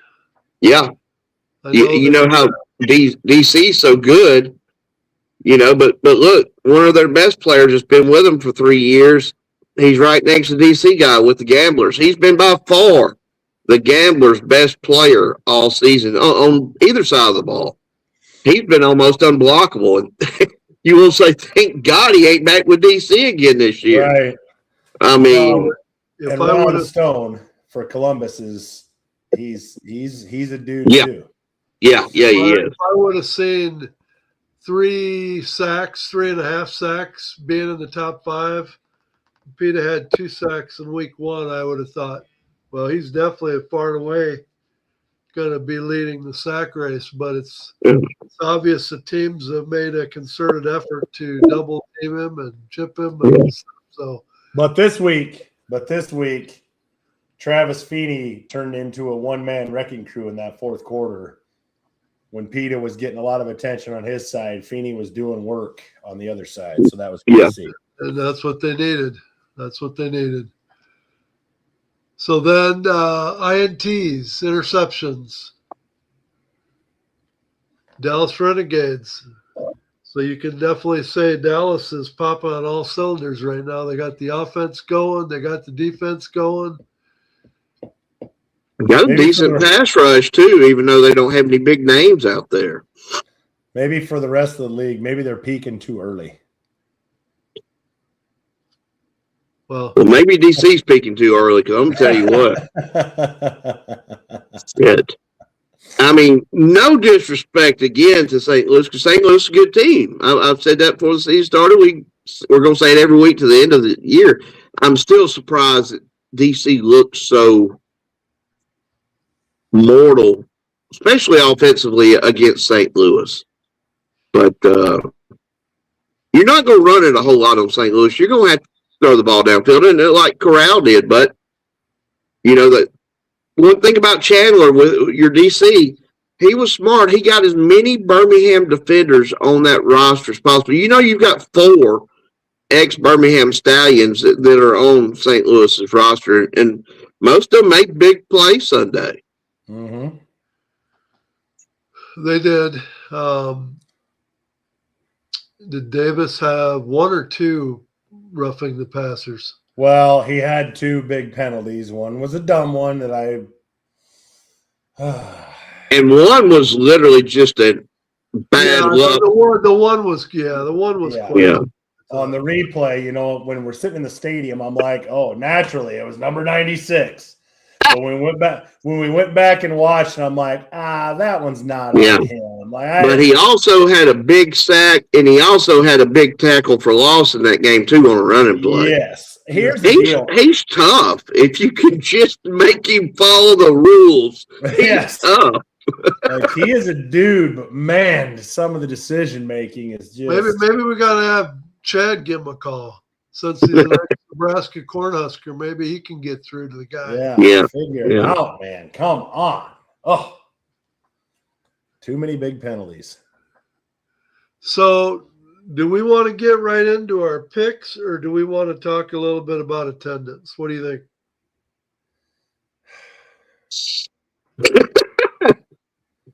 I think every diehard fan, when you say the A word now, it's like a 4-letter word. It's like everybody like it's a 4-letter word, but it's one of those things where it takes all of us for this league to be a success, and there are some glaring issues that Brett, you and I have talked about this at length. It's easy to say, oh, there's not butts in the seats, therefore the league is failing. But then again, you can say there's not butts in the seats, but let's talk about the current state of what's going on in everyday life. I sometimes wonder because, St. Louis, I think it was last year, there was one day they had a game that St. Louis had a game, the Cardinals had a game, the Blues had a game, and they had a concert right across the interstate, all going at the same time. And if you added all the attendance numbers together, it was right at about 110,000 between the four events. You look at the game on Sunday against Birmingham, St. Louis had their lowest attended game ever at the Dome, just over 20,000. But St. Louis was above 500 in baseball, playing Boston Red Sox, who, they draw wherever they go. Right. And the Cardinals had 25,000 at the game. So even for the Cardinals, the attendance was abysmal. So let's talk about, is it the popularity of the league, or is it just right now the expendable cash isn't there for families to bring their kids to the game? Let me I can touch on this for one reason, other than the fact I've just got a big mouth and I want to talk. I've been in the housing industry off and on since 99 when I was 19 years old. And my father did it for 30 years. I've now done it for a total of 14, almost 15 years. And in my business, if you don't have land to put up for collateral, well, all the lenders require 5% down, with good credit. If you got excellent credit, maybe 3% down. And if you're right on that ragged edge border, 10 or 15% down. Or a trade-in. If you've got an older home that you're wanting to trade in, I sell manufactured homes. And me looking back on 5 years ago, 10 years ago, 15 years ago, typically now, if people don't have an older relative that's got some money socked away, you have problems getting money out of people now unless they've got the land or they got a trade in. as many conversations as I have on a daily and weekly basis with families now, and I see families come in with 2 and 3 and 4 kids, and I've got a buddy up in Nashville. We've had this conversation for a couple of years now. Just the cost of living is so damn high, and like Eric with his boys and my nieces and nephews. I've got 2 great nephews now with my oldest niece, and I know what she does for a living. I know what her husband does for a living. You start adding all these expenses up. And I don't know how people make it these days. I have no kids. I have a bunch of fur babies, but I couldn't imagine trying to raise 2, 3, 4 kids right now with just the cost of groceries and fuel. And I see it all. And then when I got out of the mobile home business for 10 years, and for 7 of those years, I was in the casino business. And so, that's a recreational deal. People, you only use that money typically to go on vacation if you got expendable money. Well, if you do your research, a lot of the casino industry is hurting big time right now. Vegas, Biloxi, a lot of those areas that are known to have a lot of casinos. There's casinos shutting their doors almost every month. So I do think that we're on to something here. I don't think it's the league or St. Louis, the city is crumbling, or this city's crumbling. I think we're on it. I think it's a little bit of everything. Well, you think about this, though. You think about this, Brett. So my 4 tickets, and I realize there's deals out there and people got cheaper tickets, different whatever. But when I got my tickets, when did you get those tickets, Ed? I believe I got them in late February, early March, probably. Okay, so say a month and a half before the game. Okay, they cost us almost $300. Well, that may not seem like a lot, but when you're talking about families, see, that's the tough thing. So much more. Yeah, but the question I have, but the question, the drinks, the food, the merchandise. Like, think about Ed. I went there for 1 game. Okay, Ed's got parking pass that he's paid for to tailgate. He's got season tickets. Anything that you spend at the dome. And everything else that goes along, the food that you're buying into the tailgating. Yes, the tailgating and the whole shooting match. Well, how many people have been eliminated of that experience that actually did that experience before that? And I'll tell you, I made this comment Sunday when we were sitting there at Ed's tailgate. When I first went to a game 2 years ago, the opener against Arlington at that time, the parking lots were full as far as the eye could see around us. Sunday, the parking lots directly across the street from us, 2 cars. The parking lots directly the other direction of us, handful of cars. Right. That's the type of thing that when you talk about the expenditures, it's not just, how many people just get a ticket and go to the game? Nobody. You got to have, like in the warm markets, you better damn well get you a few bottles of water, or you're gonna be laid out in the stands. The water $4 or $5 a bottle. Then the people that drink, and then again, if you're taking your kids, they're gonna want hot dogs. They're gonna want, oh, Daddy, can I have that cotton candy and the drinks and just like I said, I wouldn't even want to have to add all that up. It's just how many people have got it like that, especially if you got 2, 3, 4 young kids. And the Cardinals, who are an institution in St. Louis, as Ed well knows, right? Their attendance is abysmal compared to what they're used to. So, how if the Cardinals' attendance is abysmal by comparison to other years, and they're actually winning early on here in the season, how can you expect the Battlehawks to go up? Like I said, I think there's so many things in play here. part of it is like I've mentioned, the elephant in the room is the black eye of spring football. You've got people out here that just want the damn thing to fail. They're just, hey, spring football has always failed, so that means it's going to fail. You know, we've got people that cover this league, guys, that every year they telling fans, some of the fans that actually watch our podcast, hey, the league ain't going to come back next year. I see those same stupid ass comments religiously, whether they've got an agenda or why they say that. Stability is going to make a big difference. This is year 3. You know, you've got an owner that is so transparent. It's so refreshing.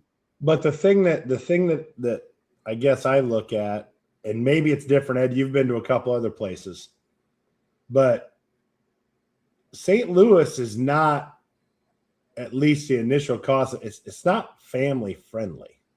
They're expensive.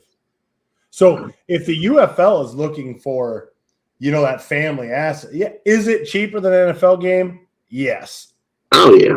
I know that. The issue that St. Louis fights is the fact that they want to charge high prices for season ticket holders. But then if you wait long enough, like John David sat behind me, one row behind me, sat right behind me. We talked the game all the whole time. He paid half what I paid for my ticket. Yeah. Because he waited till the week of the game and when they were selling everything 50% off. So there's got to be that fine line between season ticket holders and those walkthroughs. But the positive thing about it, Brett, is, you know, as Champ says here, Birmingham's looking good for the home opener. And I believe you told me that you thought it was going to be right around 17, maybe. Who did I talk to earlier? I guess KJ had called me and asked me a couple questions, and I'm getting reports all over the place. But I think it could be as low as 16, and it would be a home run out of the park at 20. Do I think it's going to be 20? No, I do not. But I will say this. All the leagues Birmingham's ever had, whether it was in 83 or 01 or 2019 or now this league, whether we're having good attendance or not, Birmingham has always had a huge walk-up crowd compared to a lot of other cities. I don't know why that is. I don't know, but I would be floored if, like, we don't have at least 500 to 1,500 walk up on game day and say, hey, I'm wanting a ticket for the game. I mean, we've always had a big walk-up crowd. Just thought I'd tell you guys that if all of a sudden you see me now and you don't see me in a bit, John David says the tornado sirens are going off in St. Louis. So if got a little weather, huh? I get sucked out of here, you'll know where I went. But no, I tell you what, Brett, and I'm almost hoping for it, is I would love nothing more than for Birmingham to have a big attendance game and actually surpass what St. Louis had last week, just so the rest of the league doesn't automatically assume that St. Louis is the only one that can get butts in the seats. No, I'm with you there, and I there's some good signs in Columbus and Louisville, especially for the future. It's unfortunate that the teams are probably just not going to be successful this year. But again, from reports that I've heard, and hopefully I will get to talk to Mike this weekend, because I would be floored if he's not in Birmingham. And, you know, if I get thrown out, I'll make sure I make it on the news and I say the Bottom Line podcast. I'm sure his security guard's a lot bigger, meaner, and tougher than I am. So, you know, I'm gonna try to latch on to him like a tick on a hound dog, as we say down here in the South. You know. So we got everybody in the comment line. You can give us your picks as well. last week, John David is our guest picker, went 3-1. So congratulations to John. He's not, well, we can't call him a rookie. Can't call him a rookie. But let's start in. First game of the weekend is a Friday night or Thursday night game. We got a Thursday Tomorrow. night. The Louisville Kings 0-3. They're playing at Houston, and they got Louisville at 0-3 as a 2.5-point favorite. I was kind of surprised there. I didn't think. I wondered, but I still thought that they would have Houston as a small favorite. But last week's loss to DC must have really sent shockwaves through Vegas. So, Eric, you can go first on this one. Louisville, 2.5-point favorite, so at Houston. Who are you taking? This is the big game. That is Henderson going to be back? I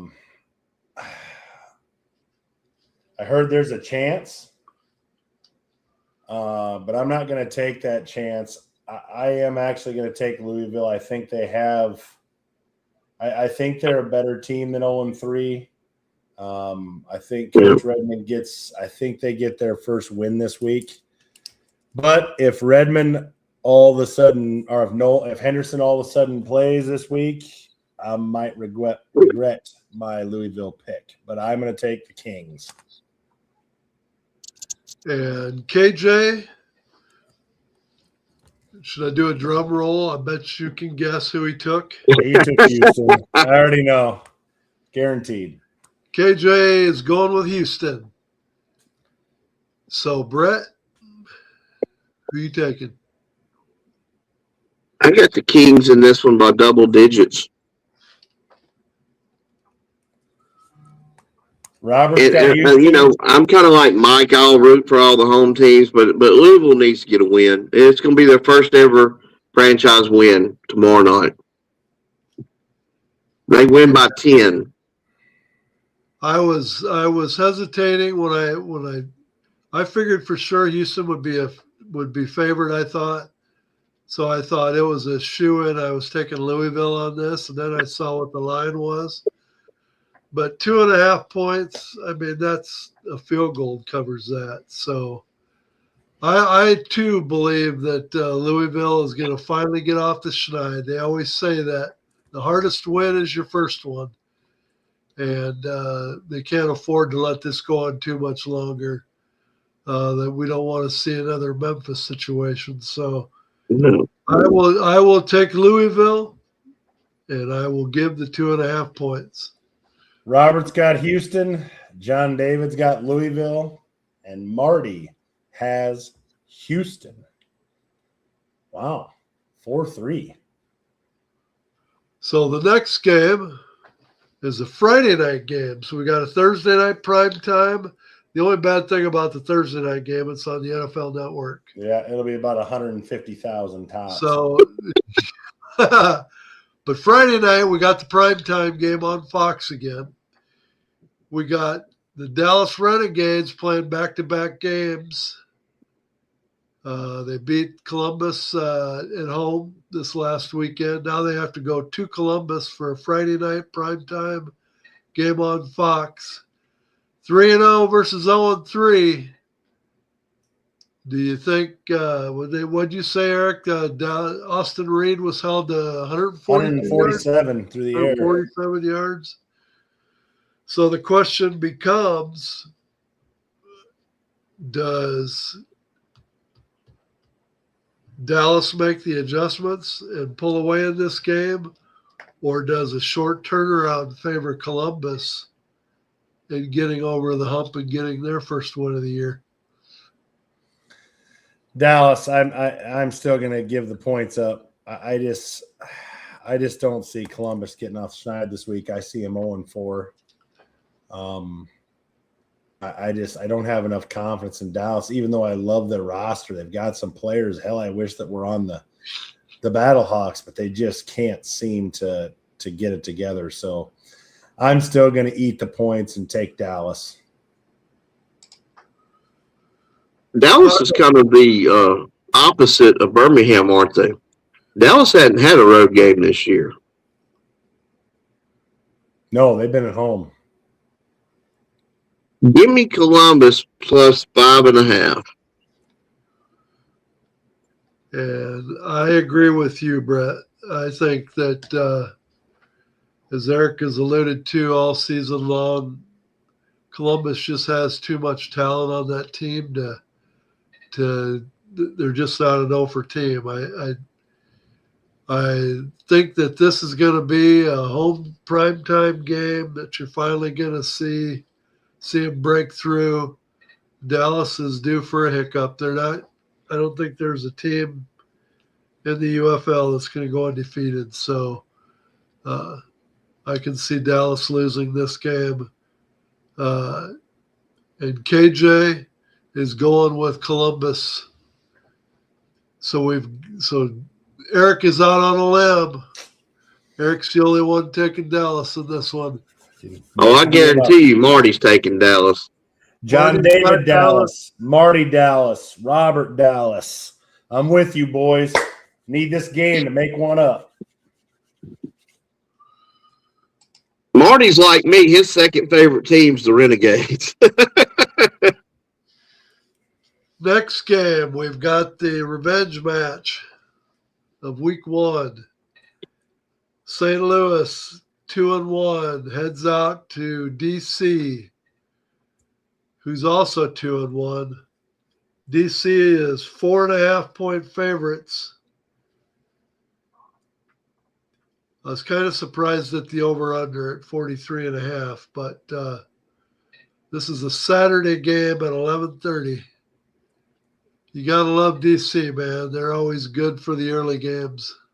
Mm-hmm. So I'll go first in this one.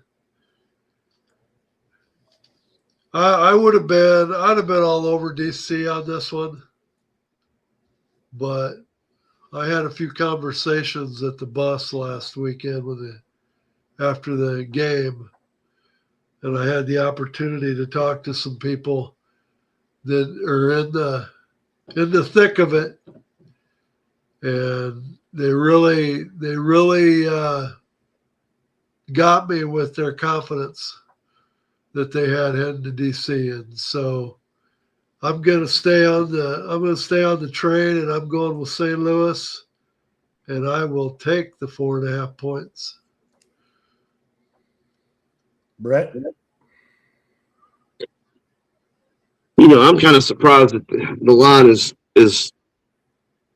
that high, I guess you'd say. Such evenly matched teams, especially that St. Louis won the first game. And this is scary because I think DC is potentially as good as we thought they were going to be, which is not going to be good for the rest of us. But if they are as good as I think they are, give me DC to cover.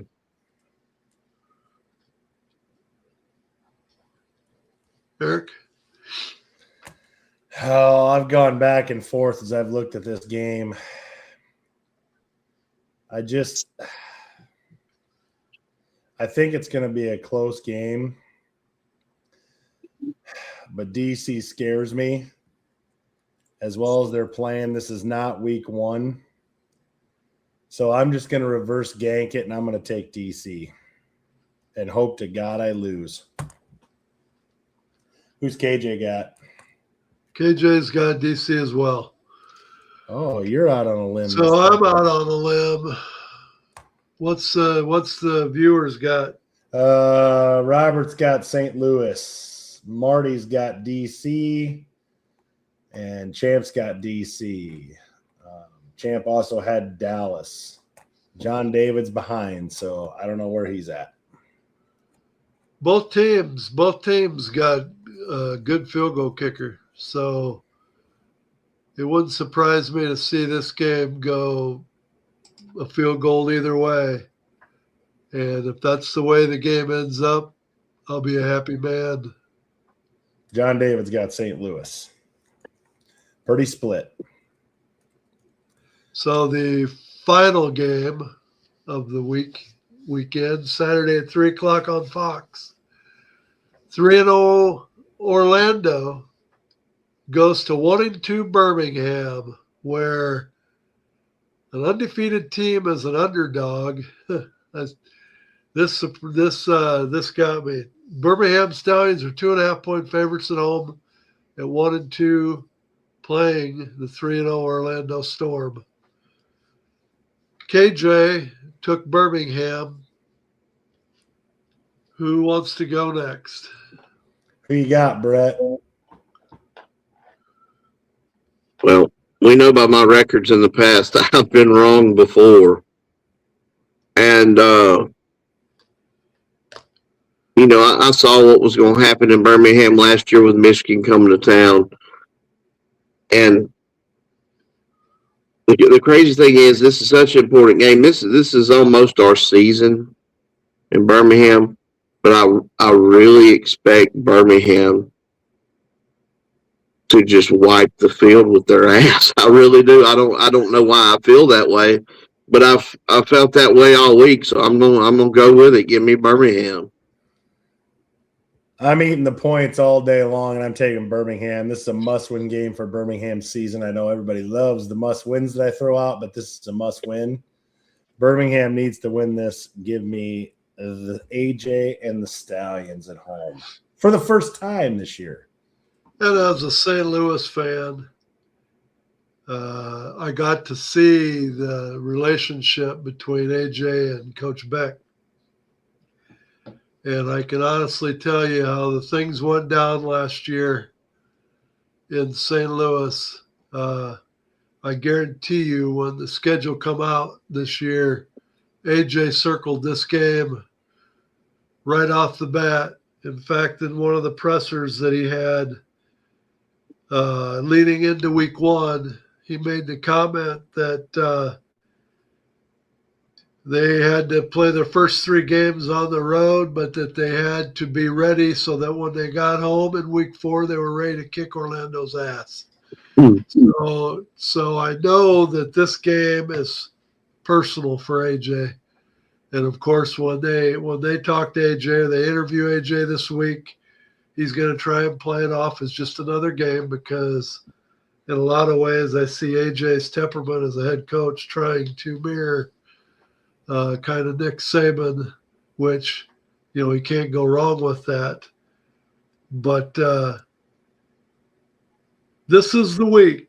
This is the week that he better have his players' ear, because I'm with you guys. If Birmingham doesn't take care of business this week and they fall to 1-3 with the home schedule that Brett talks about, it could be really difficult for them. So I think we got a clean sweep on Birmingham this one. I think I agree with Brett. I think Birmingham wins this game.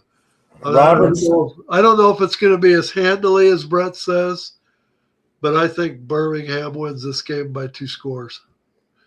Robert's the only one going with Orlando. Marty, John David, Champ's got Stallions. We're almost a sweep. Let me tell you, their schedule is so tough coming up. They've got Orlando. Then they go to Orlando. Then, DC comes knocking. Dallas comes knocking. Now, of course, they get Houston again, which would be a revenge game, and they get Columbus. I can't remember if that's all the schedule or whatever, but they've got a hellacious schedule. Orlando twice, DC, and Dallas. So it's a must win. They can't go 1-3 and somehow end up 6-4 through that gauntlet. Not in my eyes, anyways. Well, the game, if for some reason Birmingham does not make the playoffs, the game they're going to look back on is that Houston game. Oh yeah. No question. Yep. No. Yep. So the last comment I'm going to make before we go to, thanking our viewers and our pages and all that stuff is. I think that the UFL needs to come out and make the announcement of where the championship game is going to be located. I think it's important that they don't wait till the last minute, because just like every other family, you need to have time to plan. Right. You need to have time to know where you're going, what kind of airline tickets, all that kind of stuff. And I think that they do themselves a real disservice the longer they wait to announce where the championship game is going to be. And again, if I have the opportunity to, and the only way I won't be able to talk to him Saturday is if I've already gotten thrown out of the stadium. But I'll send y'all a text and ask for bail money if that happens. But I'm going to get some type of response out of him on that, because he's doing a good job and he's listening and he's making changes on the fly. And I think he's planning. I really, really got faith in him. But this is the one subject that you just mentioned, Ed, that is, to me, we shouldn't even be having this discussion. This is week 3. Where the hell's our championship game? Where's it going to be? This, and I will say this is one thing I forgot to tell you guys. When I had that conversation earlier this week about Des Moines and Louisiana and all that, I was told that don't be surprised if it's in Canton, and you haven't heard that from anybody. Do you think the UFL is willing to take that chance of a neutral site having a championship game where maybe there's only 7,000 people in attendance because it's, well, the USFL did, and it's the Hall of Fame, and I remember the year we went year 2. I had tickets for year 1, and it just, it wasn't long after my wife had passed away. I had a lot going on. But year 2, it was affected because potential. We heard all week it was going to storm. It ran off people that even covered the league. And it was a decent crowd that night, but it was people from all over. Because it's at the Hall of Fame. right. I mean, that's. I'm 46 years old, a huge football fan, and that was probably the only reason I would have ever went to the Hall of Fame, was because the game was there. So I'm not the only person. I saw probably, I don't know, maybe 100 Stallions fans there. I mean, what I'm saying is, if it's DC and St. Louis and they're in the championship game and they end up in Canton, there might be 200 from this fan base and 500 from this fan base, but you've got a lot of people from that area that will go, and you will have some of us from the other fan bases go as well, because again, it's in Canton. But that's a good question, Eric. I wonder if he's willing to roll the dice on that. I know year 1 the attendance was really good. Year 2 it wasn't horrible, but it wasn't great. But again, we had the threat of weather all weekend. And when it got to the game, it sprinkled for about 30 seconds, and all the storms went north and south of us. But by then, it had ran everybody off that had to travel. One thing that we forgot to mention, Brett, that I know that we wanted to talk about. Why don't you talk about the Dallas game? Yeah, we knew that they, for some reason, whatever's going on at Toyota Stadium, they were not going to have that 5th game there, home game. But, man, check that out. Orlando Storm at Dallas Renegades at Fort Hood. A lot of the crowd is going to be military and their families, their wives, kids. That's really a neat, awesome deal. I think that's a great idea. Yeah. The only thing I don't understand with this graph, whoever was in charge of the next to the heroes, why don't you have a damn American flag there? I don't know what jackass did, whatever that is, but you would think you'd have an American flag there. You would think. But I'm not going to attempt to say whatever that is. But yeah, I think it's a great idea by the league. I think it's awesome. And again, I think the marketing and where Rapoli's at now, if you look at the last 2 years, we look at what we did with XFL 2023, and then you look at UFL first year, and then the second year, I think we could all agree, unless we're just mad that maybe one of our teams got taken away temporarily or whatever, I think the league is head and shoulders in a better place right now than what it was 2 years ago. That's just my opinion. There was a lot of unknowns 2 years ago. Yeah. I really feel like we're heading the right direction, but it is. Look, he took over a mess. It was a mess, and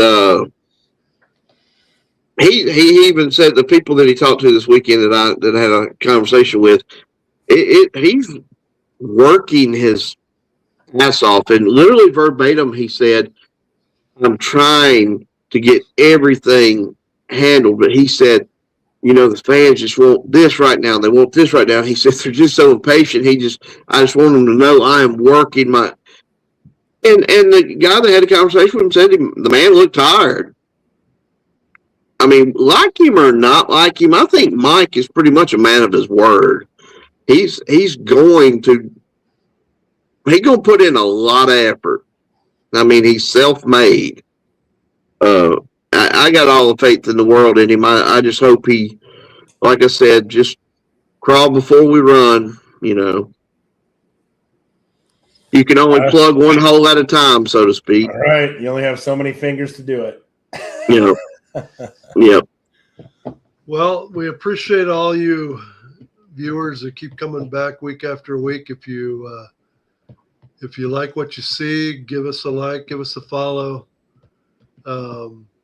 Sure want to thank all the pages that allow us to post our show on your pages every week, and we continue to slowly climb in our viewership, and really humbled by how much success the show has had on Facebook and X. We know that we need to work on making that. We're on YouTube, yes, but have we really put our heart and soul and mind into YouTube yet? No, we have not. But it's interesting. I watch YouTube every week, and every week a couple more. So, as YouTube begins to pick up a little speed, we're probably going to have to put a little bit more emphasis on the YouTube. But for now, love all you guys on Facebook and X, and hope to see you again. You got the trigger, right, Eric? I'm on it. You're on it. Locked and loaded. Another week of exciting football starting tomorrow night. We got Thursday night. We got Friday night. We got 2 games on Saturday. If it's the UFL, it's the bottom line. We will see you next Wednesday, 8 p.m. Central. Have a good weekend, everybody. Enjoy some football. And that's the bottom line.